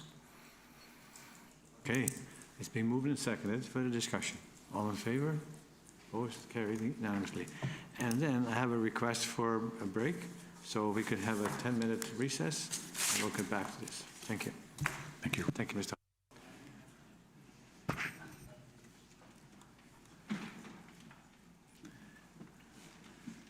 Before we adjourned, Mr. Sales had his hand up, so I'll call the meeting back to order and give Mr. Sales the floor.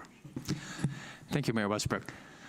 I wanted to just quickly follow up because in Mr. Holland's presentation and the council questions, there was a lot of technical information flying around, and I'm sure there's comments that council didn't even have a chance to make or questions that council didn't have a chance to ask. So I was going to suggest that if there's specific aspects of this report that maybe need a correction, whether minor or major, I'd ask members of council to follow up in writing with that. And as staff, we're going to be just going back to the recording and trying to pick up as many of those technical pieces and do a little bit of cross-referencing, and make sure that where clarifications are required, that we can put that out in writing along with the report. So I just wanted to clarify next steps. So next steps for the actual recommendations in the report would be 2027 strategic planning. But next steps for this document itself and the process of clarifying and getting the right information out in front of the public let's work on that now. So if members of council can email that to staff, we can clarify and get that information on the town's website. Thank you. Thank you. So with that, we have the zoning amendment for 1025 Qualicum Road and our 2 staff recommendations. Mr. Sales. Yes, thank you, Mayor Westbrook. I do have a few slides up here. So this is a zoning amendment application for a property at 1025 Qualicum Road, which is the Pheasant Glen Golf Resort. They have applied to increase the parcel coverage for this property. So currently, the floor area ratio and the parcel coverage. So currently, it was a part of a major comprehensive development zone, and at the time when that zone was proposed, they didn't fully account for some of the floor area that was intended to be built out over time. So the request before council today is to make a minor amendment to increase the floor area ratio from 0.17 to 0.19 and the parcel coverage from 11% to 13%.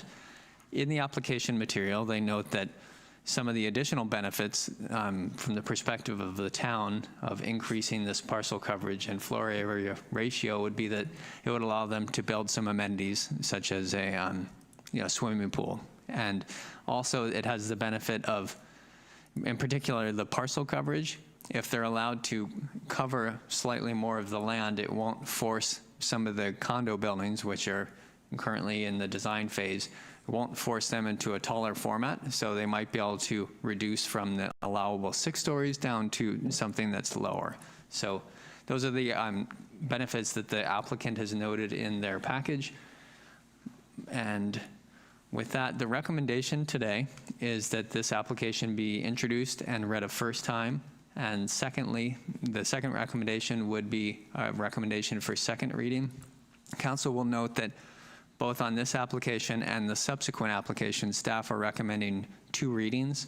Oftentimes, applications receive 1 reading at a time. However, council can do multiple readings. After today, there's only 1 regular council meeting in this council's term. So, if council does want to see these processes through, they could do 2 readings. Council could do 2 readings today and 2 readings at the September meeting. So the recommendation on this application is 2 readings. Thank you, Mayor Westbrook. Thank you. Questions, comments? Councillor Harrison. I'll move the staff recommendation. Thank you. Councillor Young seconding. Discussion. All in favor? Opposed? Carried. For second reading, same mover and second. Councillor Harrison, Councillor Vander. Discussion.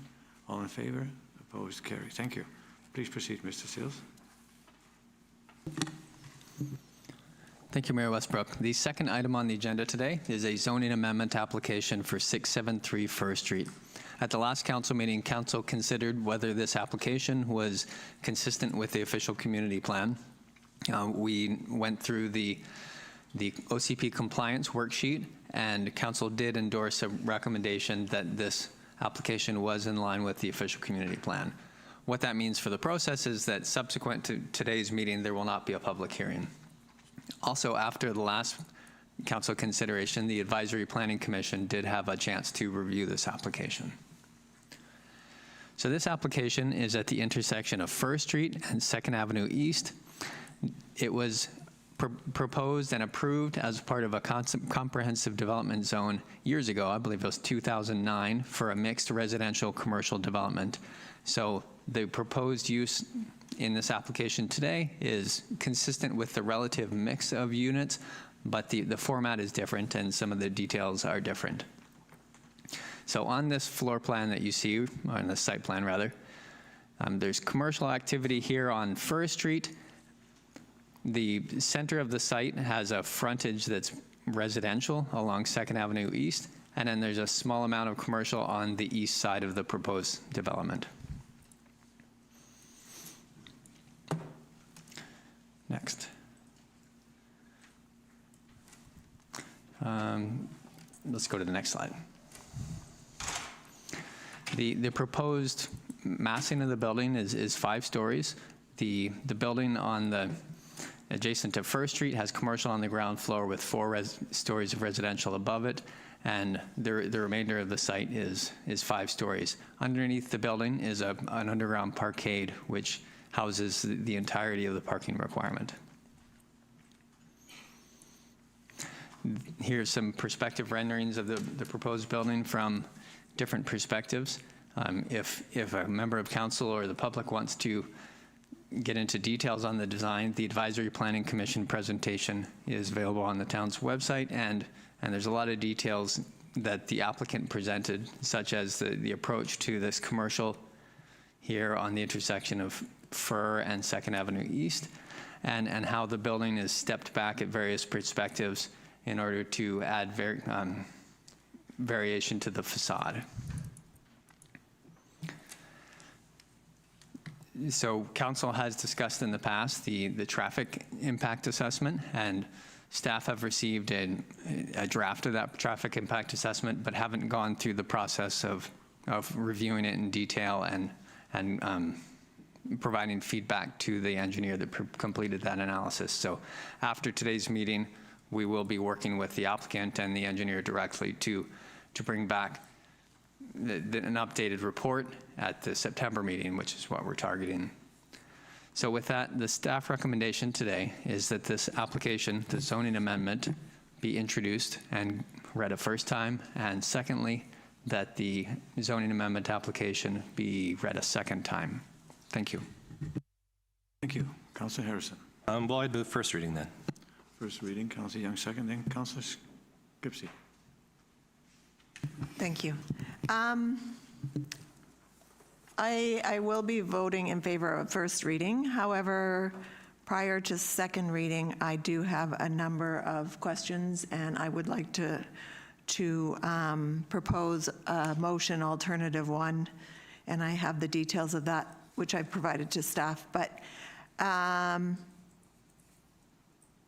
yeah, I guess the things that come to mind for me, that by changing the zoning that we're being asked, the town is losing the uplift from the original zoning, which included a contribution to affordable housing equal to 15% of the appraised value of the land and at the time of application for a building permit. And my guesstimate would be that that would be a considerable amount of money. Plus additional amounts to affordable housing for increased density for every fourth unit, and as well a $50,000 contribution for intersection improvements, which in 2009 dollars would have been significantly more, obviously, than it would be today. I am curious, before I put forward my motion, a question about these being rental units, and is there any requirement that they continue to be rental units, or could they be sold as condos in future? Mr. Sales. Yes, thank you. So as it stands today, there's no requirements in the zoning bylaw that would require them to be rented long-term. Council could certainly, put that forward as a recommendation or a request, but that's not how it's being proposed, and it's not how council has considered it in the past.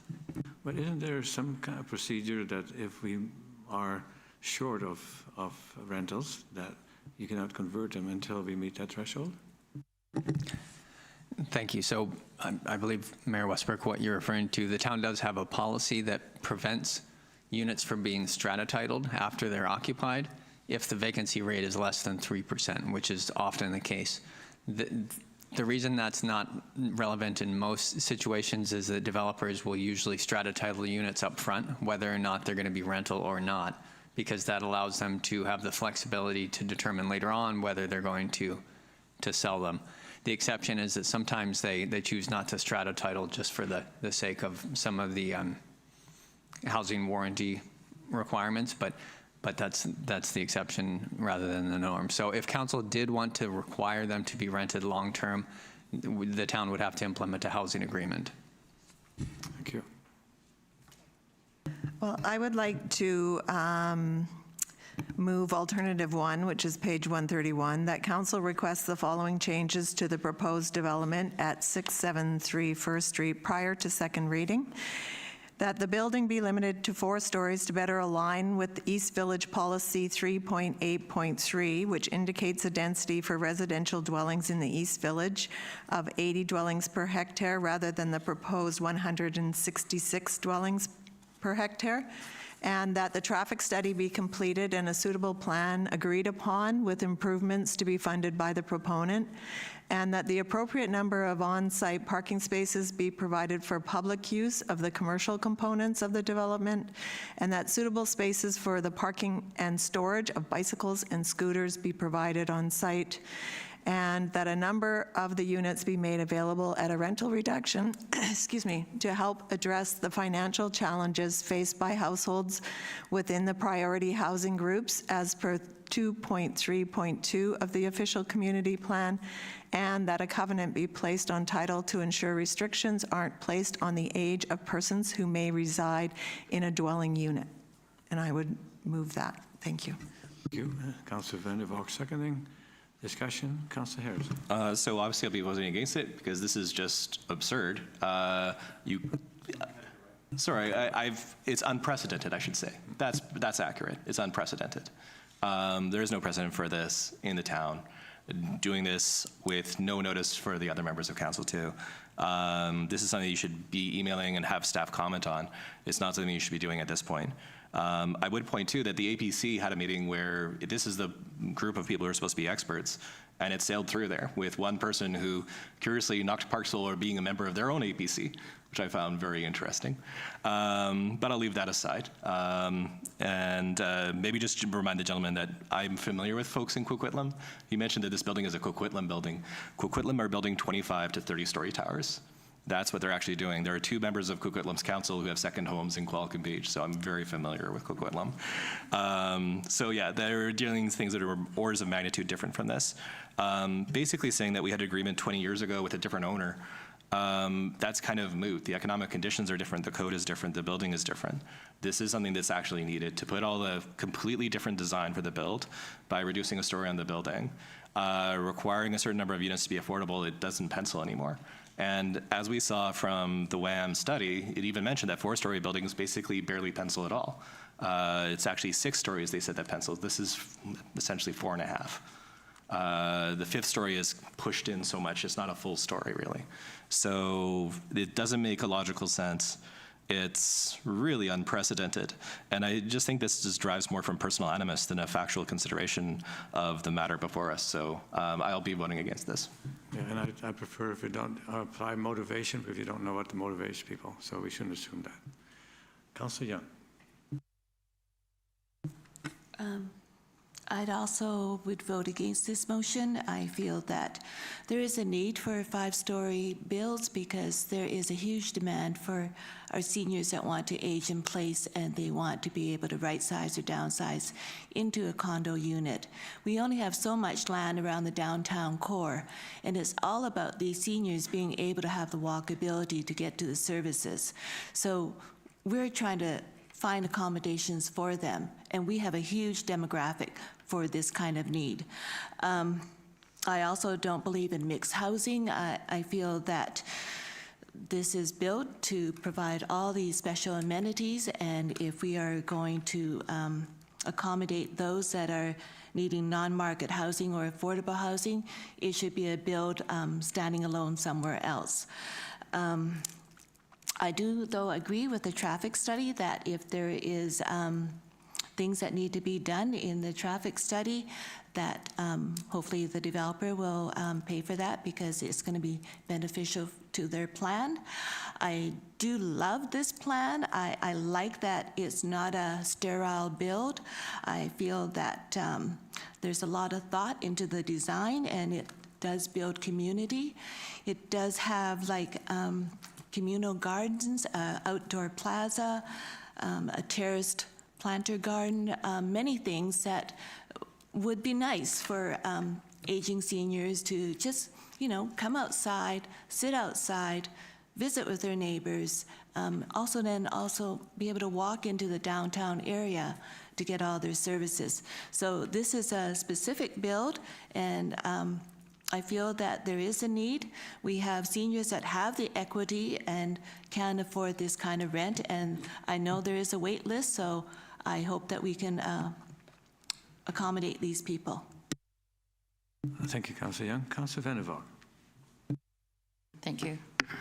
Well, I do have concerns about what was the basis for the increase and the ask of the increase in density and height, and how this is warranted. My understanding is that density bonusing comes from essentially from the underground parking, and that it would be 50% more. So this is well above what is in the bonusing, as far as I understand. I am very concerned about the traffic. I mentioned that when this was first presented, and I really do think that having the parking entrance where it is proposed, anyways, there's too much happening in that location. I don't think that's the location for it. I don't know how you can have entrance to parking for residents, entrance to parking for customers, a loading bay. How's a loading bay? How's a truck going to get into the loading bay? Because it's, you'd have to go in, back out, and all sorts of things. So I do have, a lot of concern around that, and I think it needs to be really safe for people, because you've got high school students, you've got people that are shopping and walking and riding their bike. So I think that to do anything before we have a clear understanding of how that will work, and I'm not talking specifically about the intersection of First and Hartlick, I guess it would be at that point, but more around that actual parkade and where the proposed entrance is. And I understand to Councillor Young's comments, I think there is a lot of kind of extraneous design involved. The building basically is not very architecturally interesting. It's what they're proposing to have happen on the street and in the gardens. And the garden likely will be in heavy shade most of the year because it's north-facing for the most part, and does have a 6-story building across the street from it, which is going to shade it. On page 175 of our agenda, and the proposal information, it talks about typically in Qualicum Beach, there's a front yard and a backyard, and so second would be the front yard and the garden is the backyard, but the backyard is not private, so how would that work in terms of people that are living in the complex? If other people are walking and cycling by, can they go into that space? So there's a number of things, but anyways, the basic thing is the proportions of the building itself, I think, don't really fit with the village proportions. 4 stories, generally speaking, I'm more in favor of 3 stories, but as we've heard in the WHAM proposal, if 4 stories is going to be necessary, then 4 stories, but not 5. So, and the other point that I wanted to make is in terms of the traffic along 2nd Avenue. On page 128, it says it should be noted that 2nd Avenue East is designed so that the street can be completely closed off between Berwick Road and First Street. As such, vehicular traffic would not be permitted within this area. And some of the visuals that have been presented, there's a flower market and a farmer's market type market. And that street is not a pedestrian street for most of the time. If you close it off once in a while, then it could be used as a pedestrian street, and certain aspects like Naked Naturals, they would still have to have access to their warehouse. But it's not a social street. It's not pedestrian street. So I think there's some realities that haven't really been addressed and looked at. And so I am in favor of the motion because I think the density and the height are an issue. And I think definitely the parking, the access to the parking is an issue, and that there has to be enough parking for customers in that commercial space. And I don't know what the requirement is. I know any other store, they have to have a certain number of parking stalls. So, and it has to be for people that are not working there, but people that are customers. So I am in favor of the motion. Thank you. Thank you. Councillor Harrison and Councillor Skipsey and then Councillor Young. Or Mr. Sears, go ahead. Thank you, Mayor Westbrook. This may come up again, so I thought I'd just interject and clarify that the development meets the parking requirement in terms of the commercial space. The point that Councillor Skipsey raised and Councillor Vander also mentioned was that is the question of whether or not that commercial parking is available to the public or whether it's available to people working in the commercial area. So definitely a discussion point that council could add some clarity to, but just to be clear, it does meet the requirement. It's about public access, I think, where the gray area is that I think council could clarify. Thank you. Thank you. So Councillor Harrison. So thank you very much, Your Worship. So I would point out, if you look at page 97 of our agenda, that's where the WAM study actually looks at there's a line where it says revenues and return on cost, profit, total cost. 4-story is 9%. When it mentions earlier in the study, you need 15% at least to get financing. So that's basically, if you're at 9%, the banks don't lend you money. So that's just sort of one of the things I wanted to sort of point out when we say 4 stories are fine. Not necessarily. It depends on a bunch of factors, but it makes it much harder to make the building actually work financially at the end of the day, which means if you can't finance it, you can't build it. So that's why I'm not opposed to that. I do agree with the idea that we should have a completed traffic study before we approve this, but we're not talking about approval. We're talking about first and second reading. And then there's going to be a 2-month break. And it might not even come back on our agenda if they don't complete the traffic study. Bluntly speaking, if the traffic study isn't done, I wouldn't approve this building. So I think 2 readings for now is fine. There's more questions we have to follow up on. To Mr. Sale's point about the extent of public access, I'm assuming there is public access to that. There was a bit of a discussion in the APC, but in terms of the density, the building height, the architectural forms, that was all discussed at length at the APC. There was a lot of presentation there. There were 3 members of council at the APC. So that passed 3-1 or 4-0, I think, on most of those votes on those issues. So it would be a bit odd for us to be completely out of step with the APC on that. So I don't know. I think 2 readings is fine. If we have specific questions, particularly about traffic flow, that's fine. And one of the notice of motions, which didn't get on the agenda, is to try to speed up the ability for us to not have signalization at First and Memorial. Say that again. Oh, the notice of motions I mentioned earlier in the committee liaison report. That'll have to be delayed a couple months. But one of them is the UBCM. When we had a resolution the previous year at UBCM, the resolution committee said, have you tried doing this? And it's basically a notice of motion, can we try doing that? And it's contacting Southern Vancouver, what is it, Southern Island Railway, I think it's called, and confirming the number of traffic motions for the railway is less than 3. And if that's the case, we might not need to do signalization at all. And if that's the case, then that saves us $500,000. No, sorry, yeah, $500,000 roughly is the cost.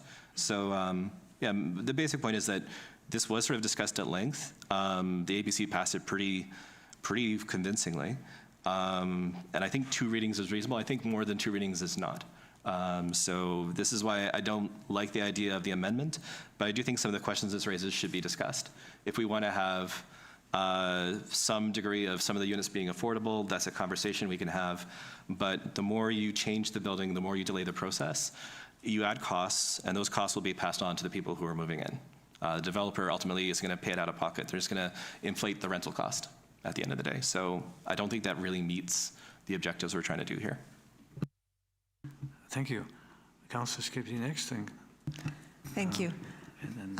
Well, my preference is to let people know what the expectations are as early as possible, or what some of the conversations might be. So I think that having those conversations at the beginning of the process is far more beneficial than leaving it till the end. So, but I also would note to Councillor Vander Valk's point about the 4 stories, in the package itself on page 162, the architectural drivers village proportions shows a building of 4 stories. So, and also on the page before that, it talks about village, and the buildings in that picture are all 3 stories. So I think that it does give a different feel, and it does make a difference to the human scale.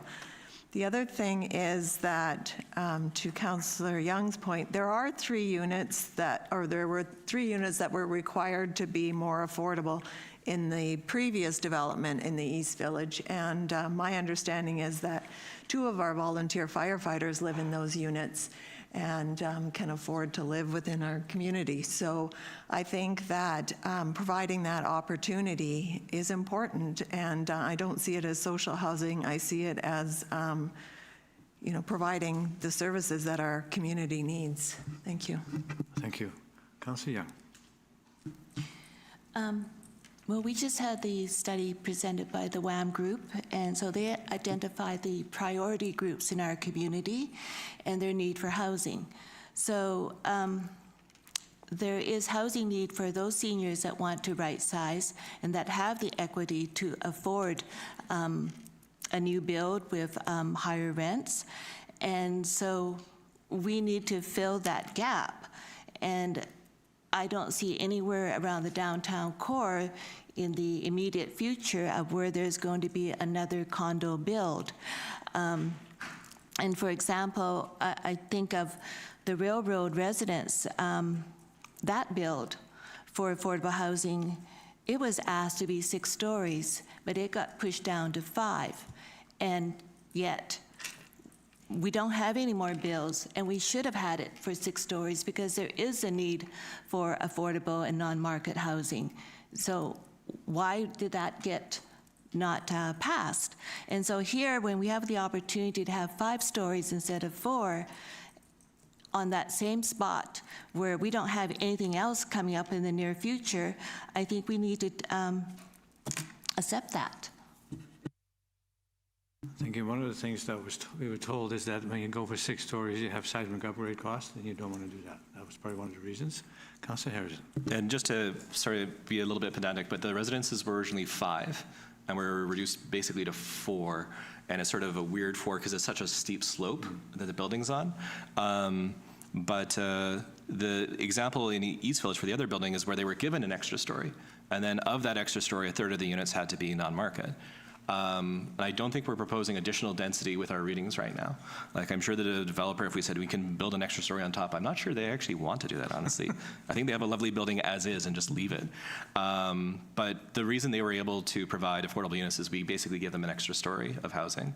That was Councillor Filmer made the surprise motion, I remember, on first or second reading in the previous term. So if we're going to give additional density, that's totally reasonable to ask for a significant portion of the units to be affordable, but that was not the original design. It was something where actually council said we want more units, and then of those more units, 1/3 were made affordable. All right. Councillor Vander Valk. But they are asking for more units. They're asking for increased height and they are asking for increased height and density. So they are asking for more units. It's a I bit don't want to get pedantic. into a debate back and Yeah. forth. He said, she said. I think we got to make a decision for first reading.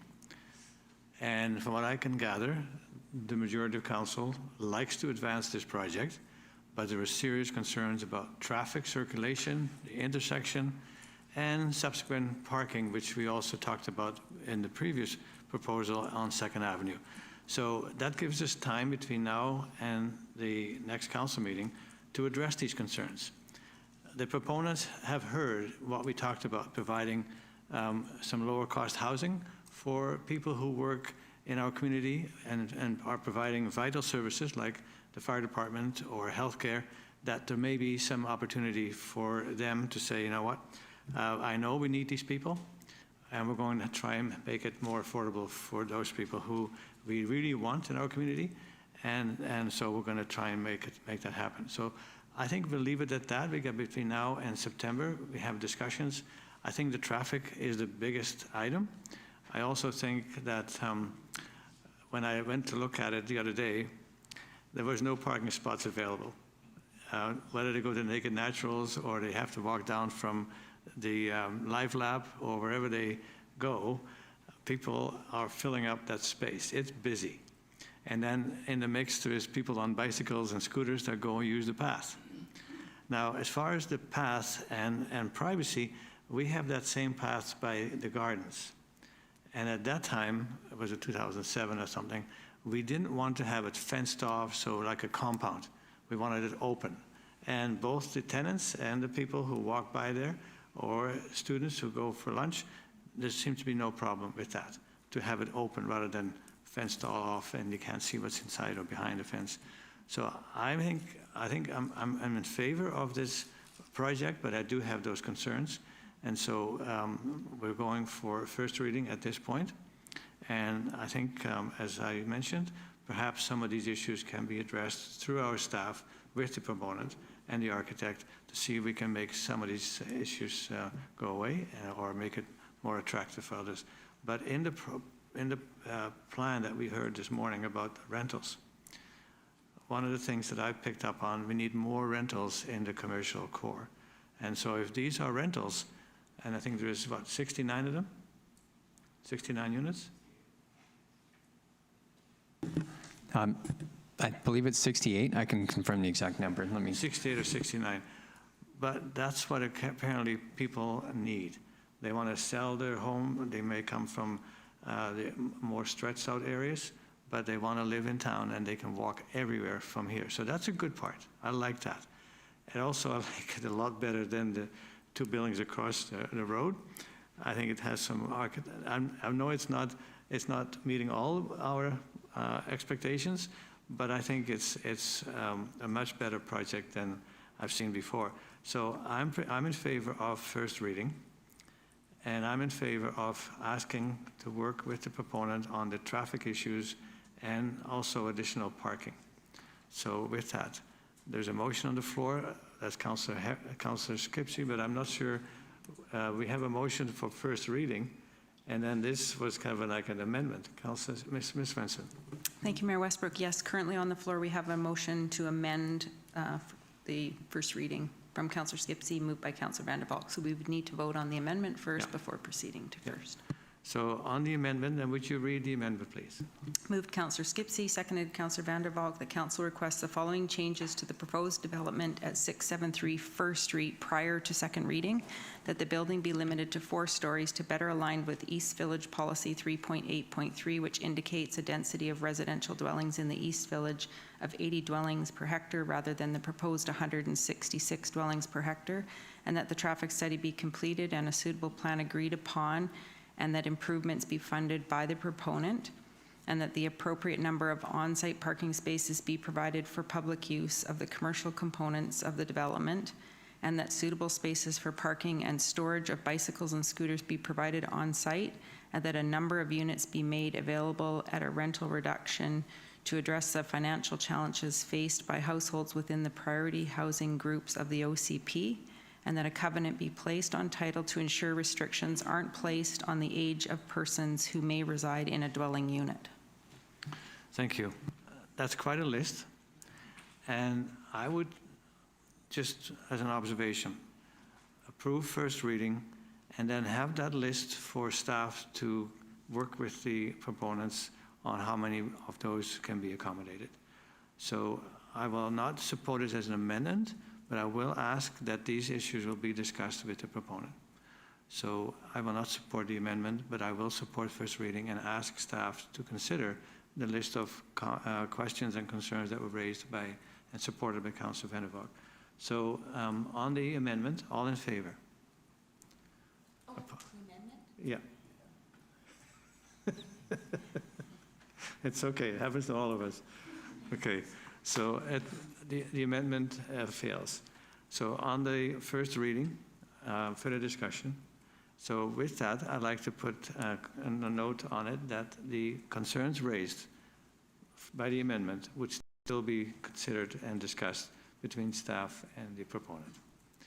Councillor Harrison. Just to point out too, like, I think we might get one of them. I don't think we'll get all of them, but I think initially when we first read this, we did discuss the intersection, and maybe there'd be an expectation of some collaboration, let's say, with putting in lights. That was, I think, even in the first public, I don't know if it was the first public hearing, but I know we've discussed that before with staff for this site. So we don't have clarity on that yet, but it would be good to get clarity on what's precisely being proposed in future readings. Thank you. So for first reading, Councillor Skipsey, Councillor Vander, sorry. Sorry. I just want to clarify that my traffic concerns are not for the main intersection, but for the parking entrance. So that's my concern, because I think that's a very dangerous, could be potentially very dangerous. I think it's already very dangerous. So I just would like it clarified that that's where the concern is for me. Yes, and I think our Director of Engineering understands that we have to look at the whole picture, that whole block, and say, how can we make this more fluid and less of a concern for people that are trying to get in there and park. We need to deal with that, and we deal with that before we start commencement of this project. So we understand that that's an issue, and I've raised that as well. So on the first reading, it passed. Did we not vote on that? We haven't voted. Okay, on first reading, as presented, all in favor? Opposed? Motion carried. Opposed by Councillor Vander, Councillor Skipsey. So because of the timeline, it doesn't really make a difference whether we have two readings now and we only can meet in September for third reading. Could we do second and third reading in September? Mr. Sales.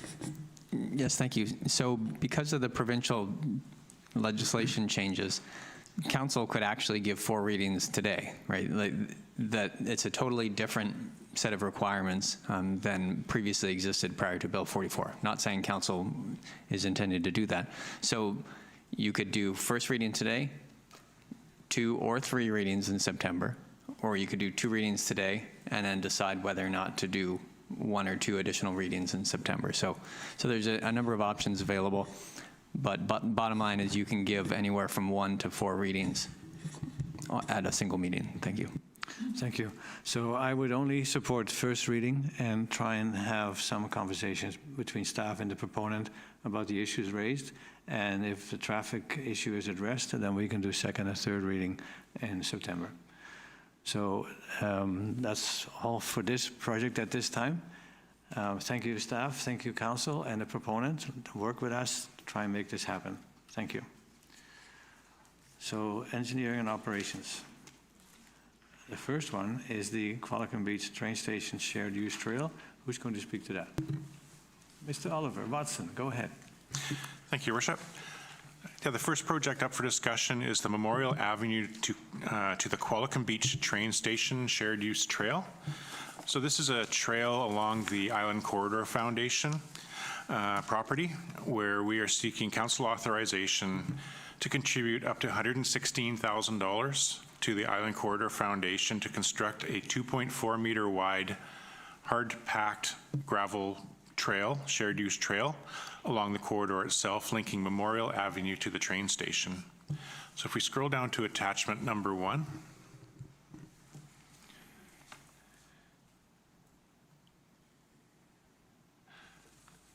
There you go. This gives you a bit of an idea of where the trail is going to be located, linking Memorial Avenue to the train station. Essentially, it's on the north side of the railway tracks, and it connects right from the sidewalk at Memorial Avenue all the way to the back of the train station. And about midway, there's a little stub that connects up to Harlech Road, and they'll make some small improvements to that little trail as well.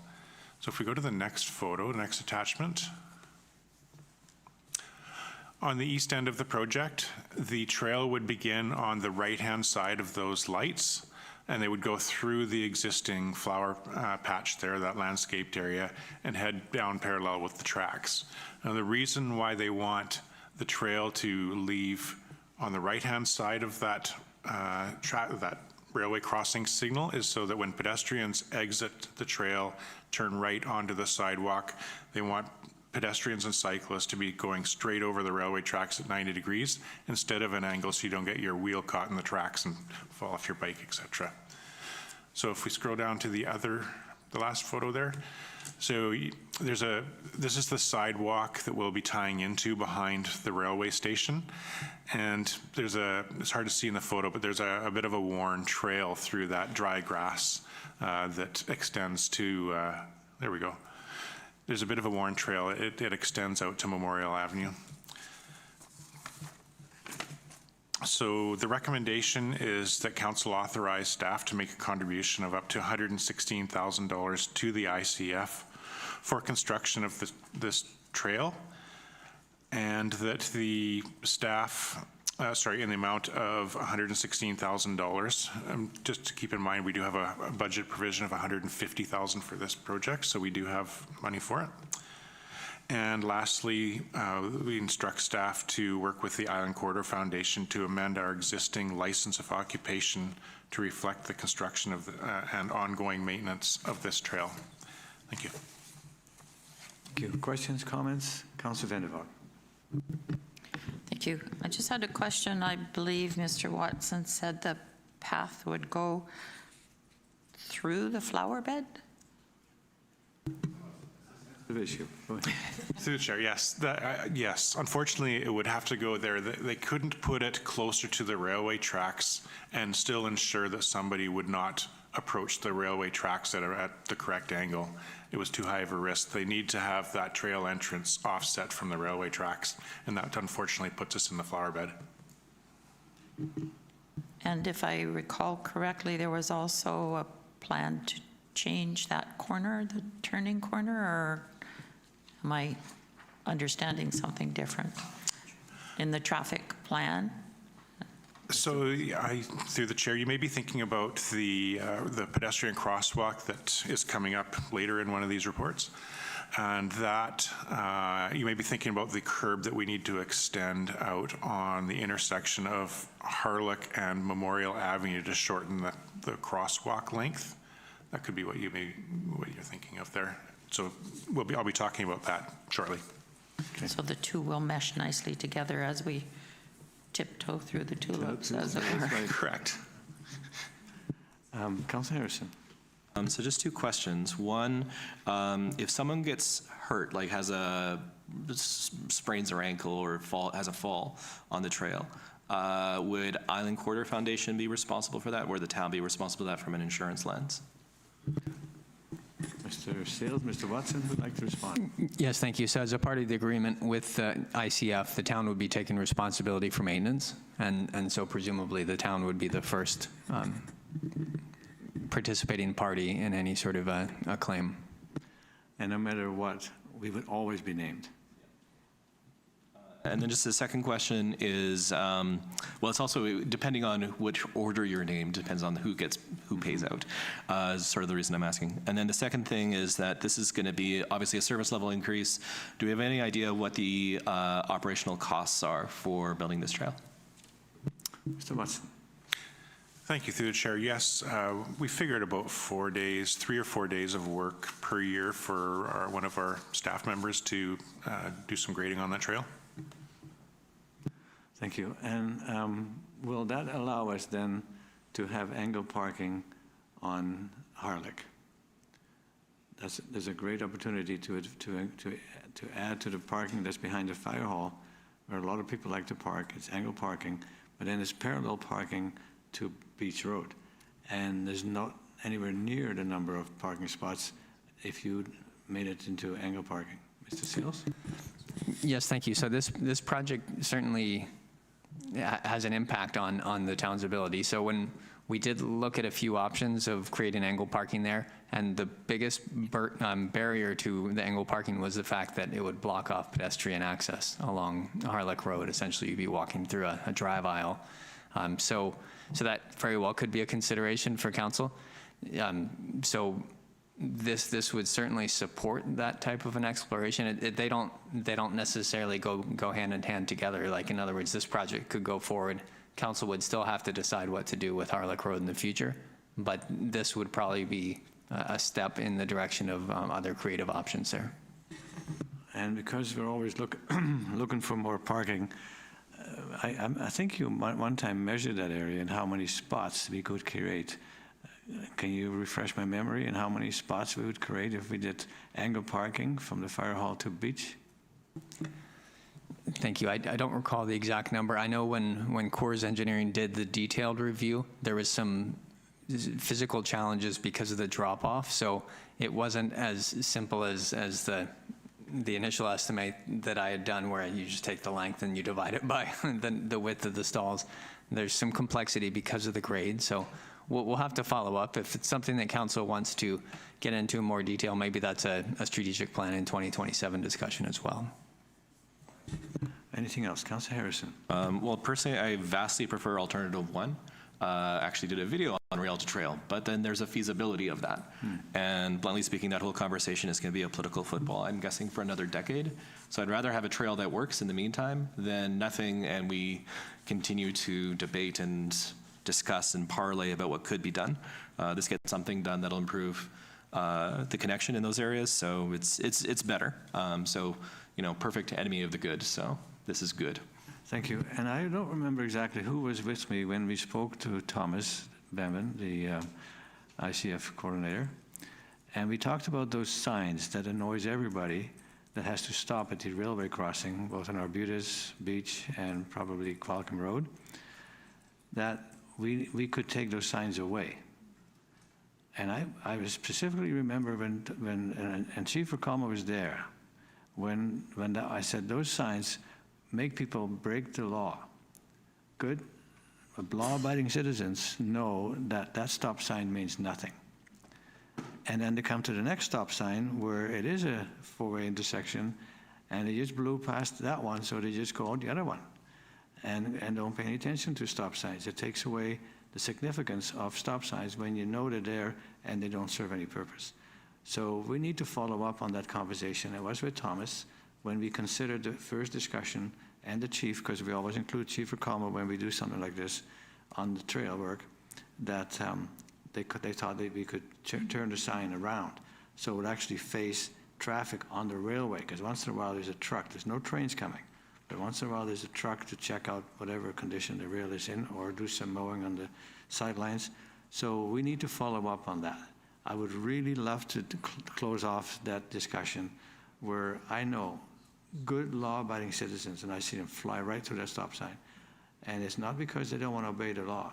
They just know that it's futile. There's no train. So can we follow up on that with Thomas? Thank you. On the recommendation, you've been moved and seconded. All in favor? No? Sorry, it has not. Oh, okay. Sorry. Moved and seconded. Councillors, others who work down the list. Councillor Harrison, Councillor Skipsey, all in favor? Opposed? Carried. Thank you. Next item, Mr. Watson. Thank you. So the next project up for discussion is a request for contract award for the Crescent Road outfall to Grandon Creek. And if we go to the attachment one, I'll briefly go over the project. So the green area there is the Grandon Creek Trail property that we own, and the dashed line is the trail itself, the Grandon Creek Trail. And that red line indicates the problem drainage outfall between Crescent Road and Grandon Creek itself. So over the years it has failed, and the erosion is causing some problems to the embankment. And furthermore, when it rains very heavy, it washes out the trail. So it's time to make some repairs there. And the repair in this case will be a manhole at the top of the slope to capture all the water, and then funnel it down through what they call a sclare pipe, or an HDP solid HDP pipe down to the toe of the slope with a baffle at the end to diffuse the water. So we put that out to tender, and we received 6 bids. The lowest was from Napit Industries in the amount of $110,236. This work has to be completed, at least the in-stream component, has to be completed within the fish window of, in this case, August 15th to September 15th.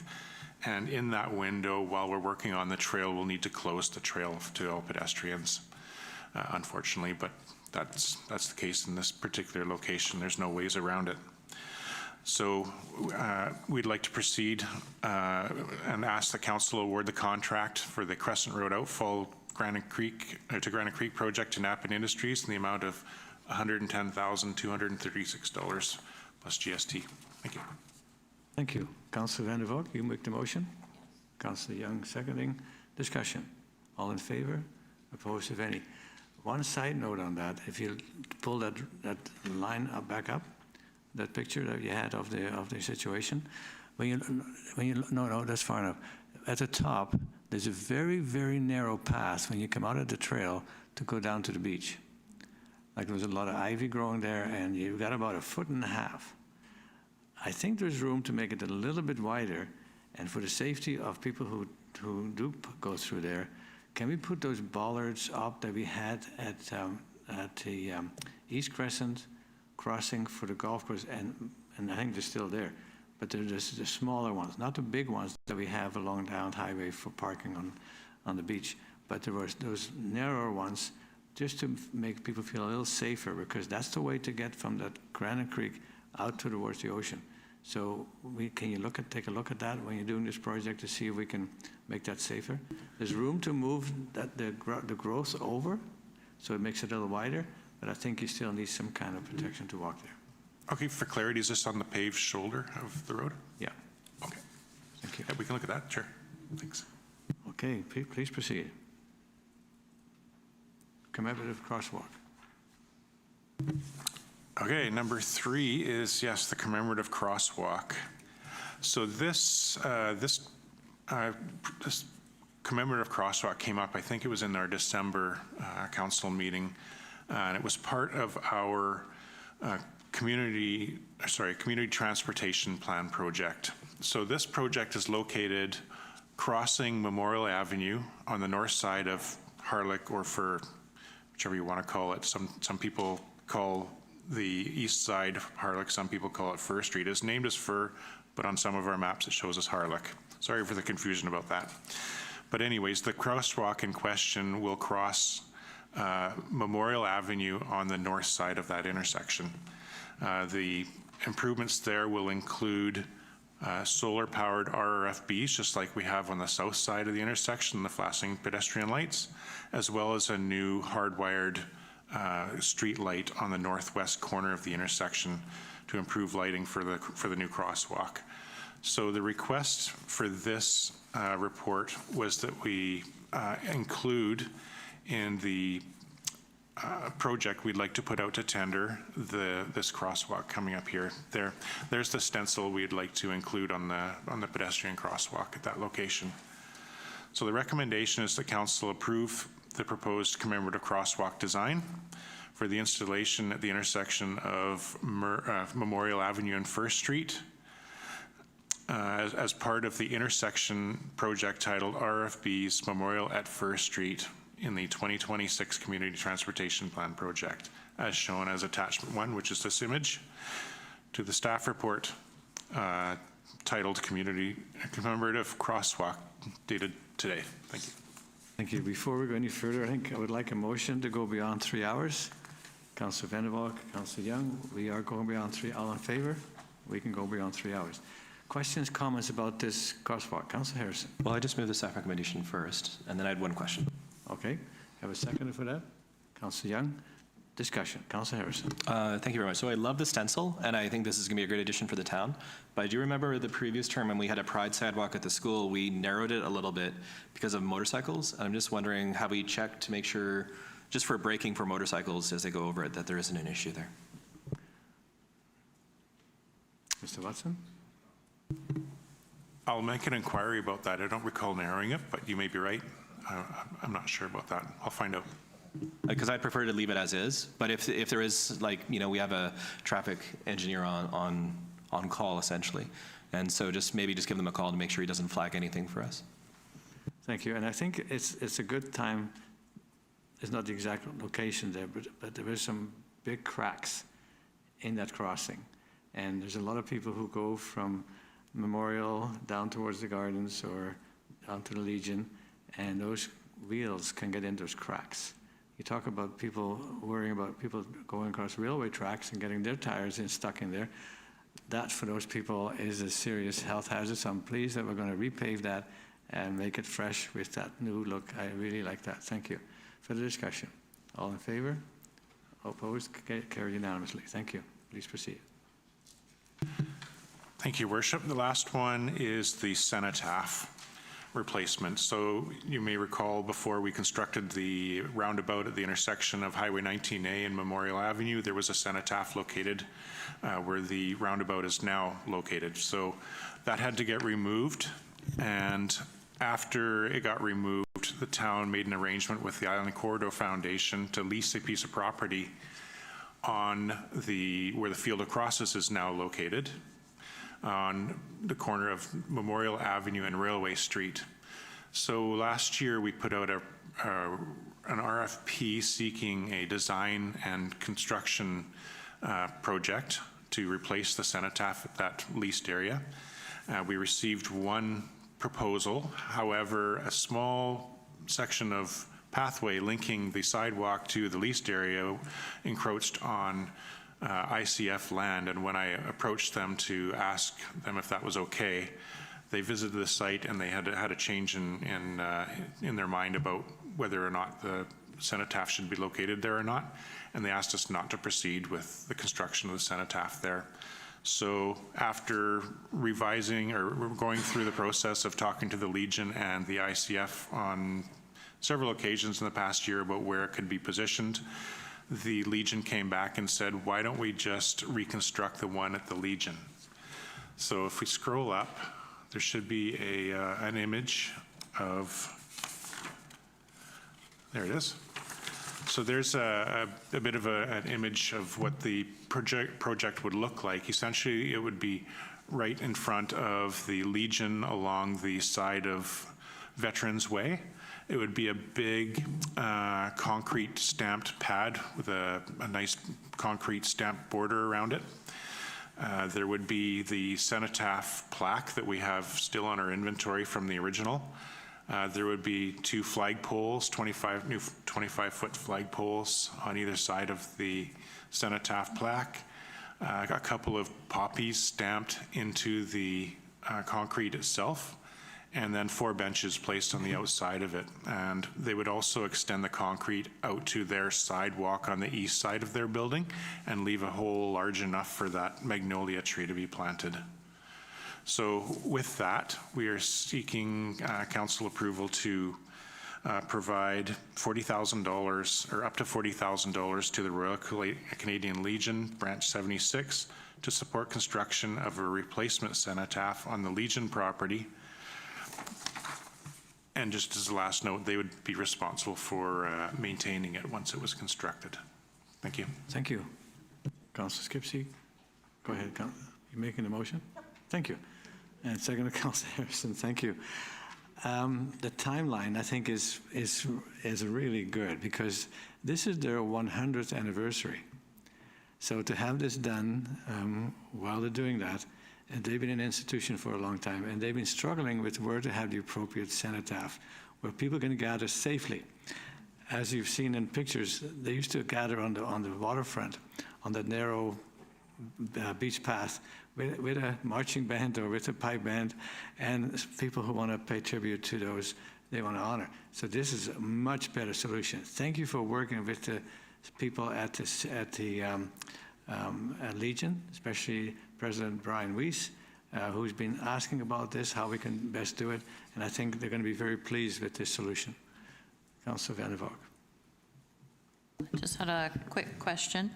I'm wondering if then the proponent that did come forward with the RFP, is that who will be doing the work? Mr. Watson. That is correct, yes. He's involved in that project, yes. Councillor Skipsey. Thank you. So just to understand the process, so the Legion will contract with them, they'll submit an invoice to the town, and we'll reimburse them. Is that correct? Mr. Watson? That is correct. Thank you. Councillor Harrison? Brevity is the soul of wit. So just one question, though, on ICF. Did they give a specific reason why they weren't comfortable with the proposed location? Yes, that's a good question. Thank you, through the chair. They wanted to have more of a long-term public gathering area along that section of ICF corridor, either with being like potentially a future farmers market area or this trail. They just didn't have a sense that there would be a lot of regular gatherings at that Cenotaph location there where we'd originally proposed. Thank you. Further discussion? And it's been moved and seconded. Councillor Vander. Yeah, just, it's, to my mind, it's a little unfortunate that it's not a very public spot. It was on Memorial and Railway, it was much more visible to the public, so it's just a comment. Thanks. Thank you. I've been to what they call candlelight services and others, and they're very well attended, but they're out in the street. So we have to block off the road anyway, and a lot of people are aware in this community what's going on at the Legion. They have a very successful branch. I think there's over 1,000 members.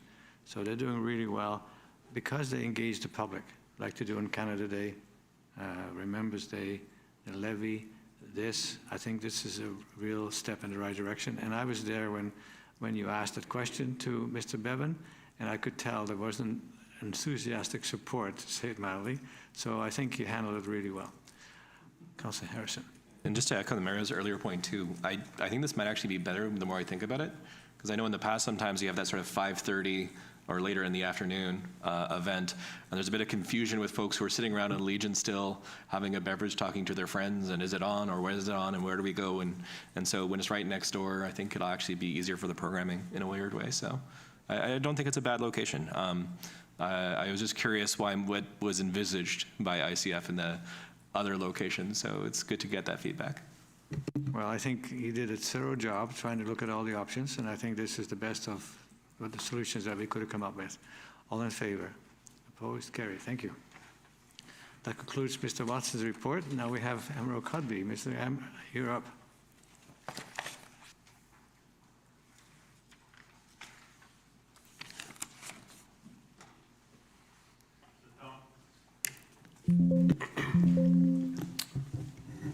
Town of Qualicum Beach, a water system update. So this presentation summarized provincial, regional drought and current water status, our local source performance, and recent consumption patterns.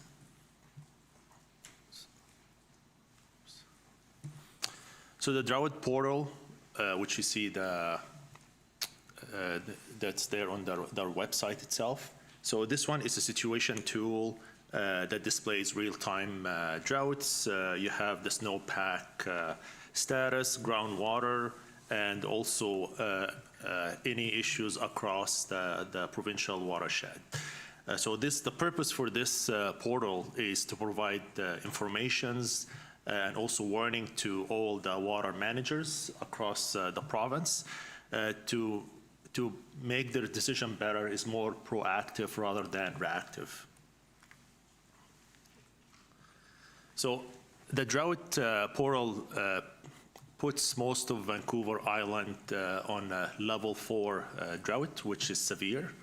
And that's when you look at it from a different perspective, this actually reflects the prolonged dry condition and unusual low snowpack during the spring. This is the water scarcity map. So it shows when you look at Vancouver Island, there are two hot buttons there.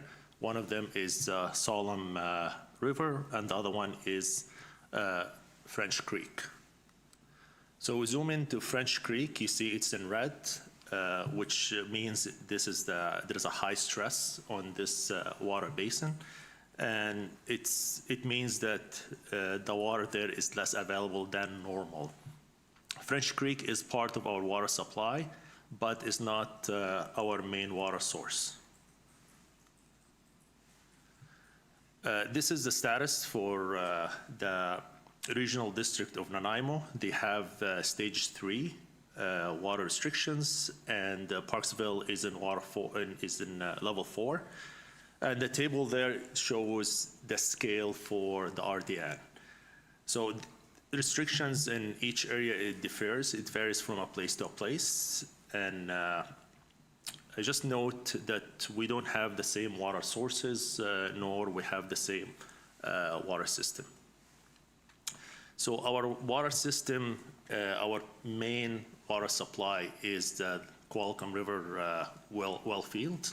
This is our primary source, has a high quality of water, and it's right beside the Little Qualicum River. Berwick is our secondary, and this one assists to meet our peak summer demand. Aerosmith Water Service, this is a joint venture, and we hold about 18% of the water licensed. So how do we manage or keep an eye on our water? So we do monitor our water by monitoring our production wells itself and provincial monitoring wells. So looking at this map, this is a map for the provincial monitoring wells. As we zoomed into area for Qualicum, you can see number 389, that one by Little Qualicum there, and you have Berwick, this one is 295. So those are the main wells that we look at, we monitor it, and we watch for any changes, and we compare that one to our historical trend. So there are quite a bit of information around on a regional level, but it's not consistent. And that's why we're doing our own hydrogeological study. And we have few slides. The next 6 slides are from the RDN board presentation that was held June 23rd, 2026. So we see this table here. This table lists the historical ground level, water level, and we're mainly focusing on 389, that one by Little Qualicum, and the other one is by Berwick, the 295. And you can see the 389 here is stable, and the other one, the 295, which is Berwick, is increasing. So looking at the graph here, which the information is from, when you look at the vertical axle there, you have 1.52. That means is the depth of the water here. So you look at it, all the top here, all the peak. This one is your winter time. So that's when your water level is high. Then you go into late spring, and by late summer, you have your drier weather, and that's what go down to your lowest. Then it recovers again during the winter time. And you can see for this one is for the Little Qualicum, for 389. You can see this one, that line means it is stable. Next one is Berwick, the 295. So this one is very similar, same, but this one has a slight increase, which is really interesting because if you think one of my previous slides for French Creek, so this is related to French Creek Basin, it was red, and it is under quite a bit of stress. The next one is, this one is also slides from the same presentation. And it was, if you see here, it's showing that it is the same 2 wells that were monitoring before, and they were stable and increasing. You see they are much below normal. So this reading was taken at a certain date of the year, and was during May, which was when it was very dry. And so the bigger picture is those 2 wells are stables from my previous slides. They're stables, they're increasing, but on a certain date, the water level itself was below the normal. And when you look at the next slide here, so the next slide, this shows your black line. It shows your water level. So if it is in purple or blue, that means it's above the normal, so the water level itself is quite high. And then green, your normal, and then the yellow and the orange is below. And it makes quite a bit of sense. When you look at the black, and in May, we had unusual hot weather and dry, so that spike made it decline quite a bit and go into the orange, the dry. Then we had some rain, and then it's back into the green. And the same thing when you look at to the other one, Berwick. Same thing to 95. It has the same patterns itself. When it's going from dry, then it goes to the green after you get some rain. And they're very sensitive. So these wells are very sensitive to dry weather and also wet weather. So when it rains, it recovers. The next one is Cameron Lake. So Cameron Lake, this one, it is the reservoir for the little Qualicum. So that's when the water comes from. So when you look at it, the blue one shows the water level for Cameron Lake, and the red one is your average over the years. So you look at in 2026, the blue one here, which in July, we're looking at July 2nd, it is above the normal, which is good because it makes it recharge all the groundwater around the little Qualicum. So for water consumption, we also looked at our water consumption. You look at your red one is 2026, and then the black one is the last 4 years. So we had an unusual dry weather, and that's why you had that spike in May. Then afterwards, it's back again. We had also a little bit of dry in June as well, but now we're back after the rain. It's similar patterns to the average itself.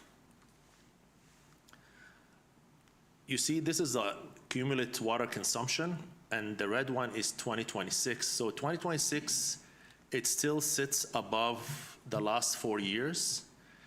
That means that we have exceeded our consumption compared to the other 4 years there for the red. So we're currently in water restrictions, so no sprinklers between 7 a.m. and 7 p.m.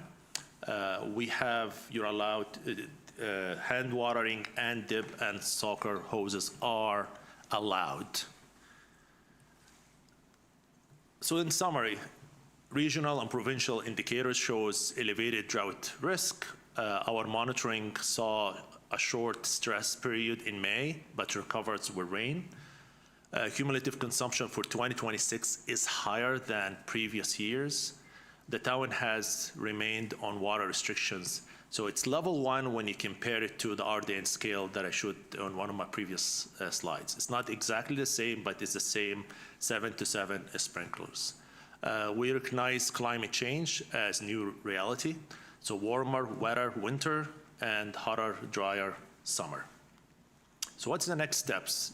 So we have initiated hydrogeological study of Little Qualicum well field, and we anticipated the report to be completed and to be presented to council in 2027. And with that, we'll have enough information. So next year, we'll be able to define technical thresholds to trigger further water restrictions. And as per bylaw, council could impose additional water use restrictions by resolution. Thank you. Thank you, Mr. Godby. Questions, comments? Councillor Harrison. Just to point out too that the provincial observation well slide, that's a website that's available online, and there's about a good 30 all through Oceanside. And I encourage folks to actually look at all of them. The town itself has 5. So the 2 main ones were the ones that Amro mentioned. There are also 3 smaller ones that we don't really use for our wells, but it just sort of gives you a sense of where the aquifer is. One's off of Yambury, close to the Old Island Highway. One's at the airport, and one's sort of where we're planning to do the pickleball courts, in that sort of the back of that town-owned land by the airport. Those three are actually all slightly going up, very slightly, but actually are slightly going up. And so it is sort of something where different wells are in different positions. The other thing that Amro's slide on Berwick didn't mention, because he wanted to keep the data consistent with the river well field, because the data from the river well field doesn't go back as far, but the data from the Berwick well goes back to before 1990. And you actually look at the lowest point, it was about 1995, and it's gone up significantly since then. It's actually, Amro's year, the year he picked was 2030. It's basically the last year you stop seeing a huge increase in that well, which is sort of interesting. But yeah, I do encourage people, go online, click on the wells, and look at all the historical data for all of them, because there are some wells that are clearly distressed, and we have to have some hard conversations looking at Coombs. But there are, the wells in town are actually look pretty good. And I do want to say too that all the staff I know who are involved with water in the area take their job very seriously, and they do a good job of actually regulating things.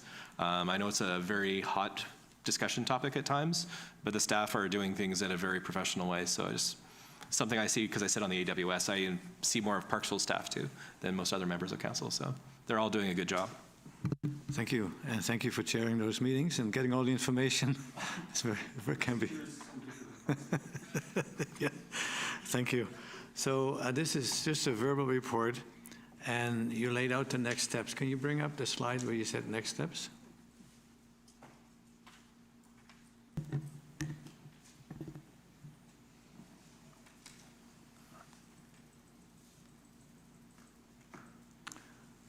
Thank you.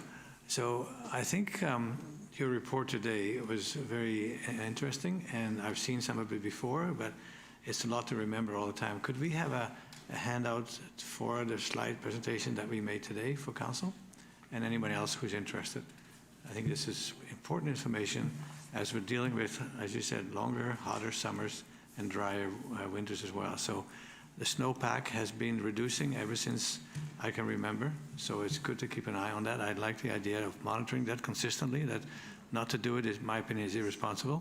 So to have a report like this is great, and perhaps if you give us the handout would be wonderful. Thank you for the work you're doing, Mr. Colby. Well done. Thank you. So with that, I think that's all we need to do at this point. A motion to adjourn would be appropriate. I see the two ladies had their hand up before you did it, Councillor Harris and Skipsey, Councillor Vander. All in favor? We are adjourned. Thanks everybody for staying with me, and thank you staff for all of these detailed and well-written reports, and for our corporate services and CEO, thank you for supporting your staff and making it work. Thank you.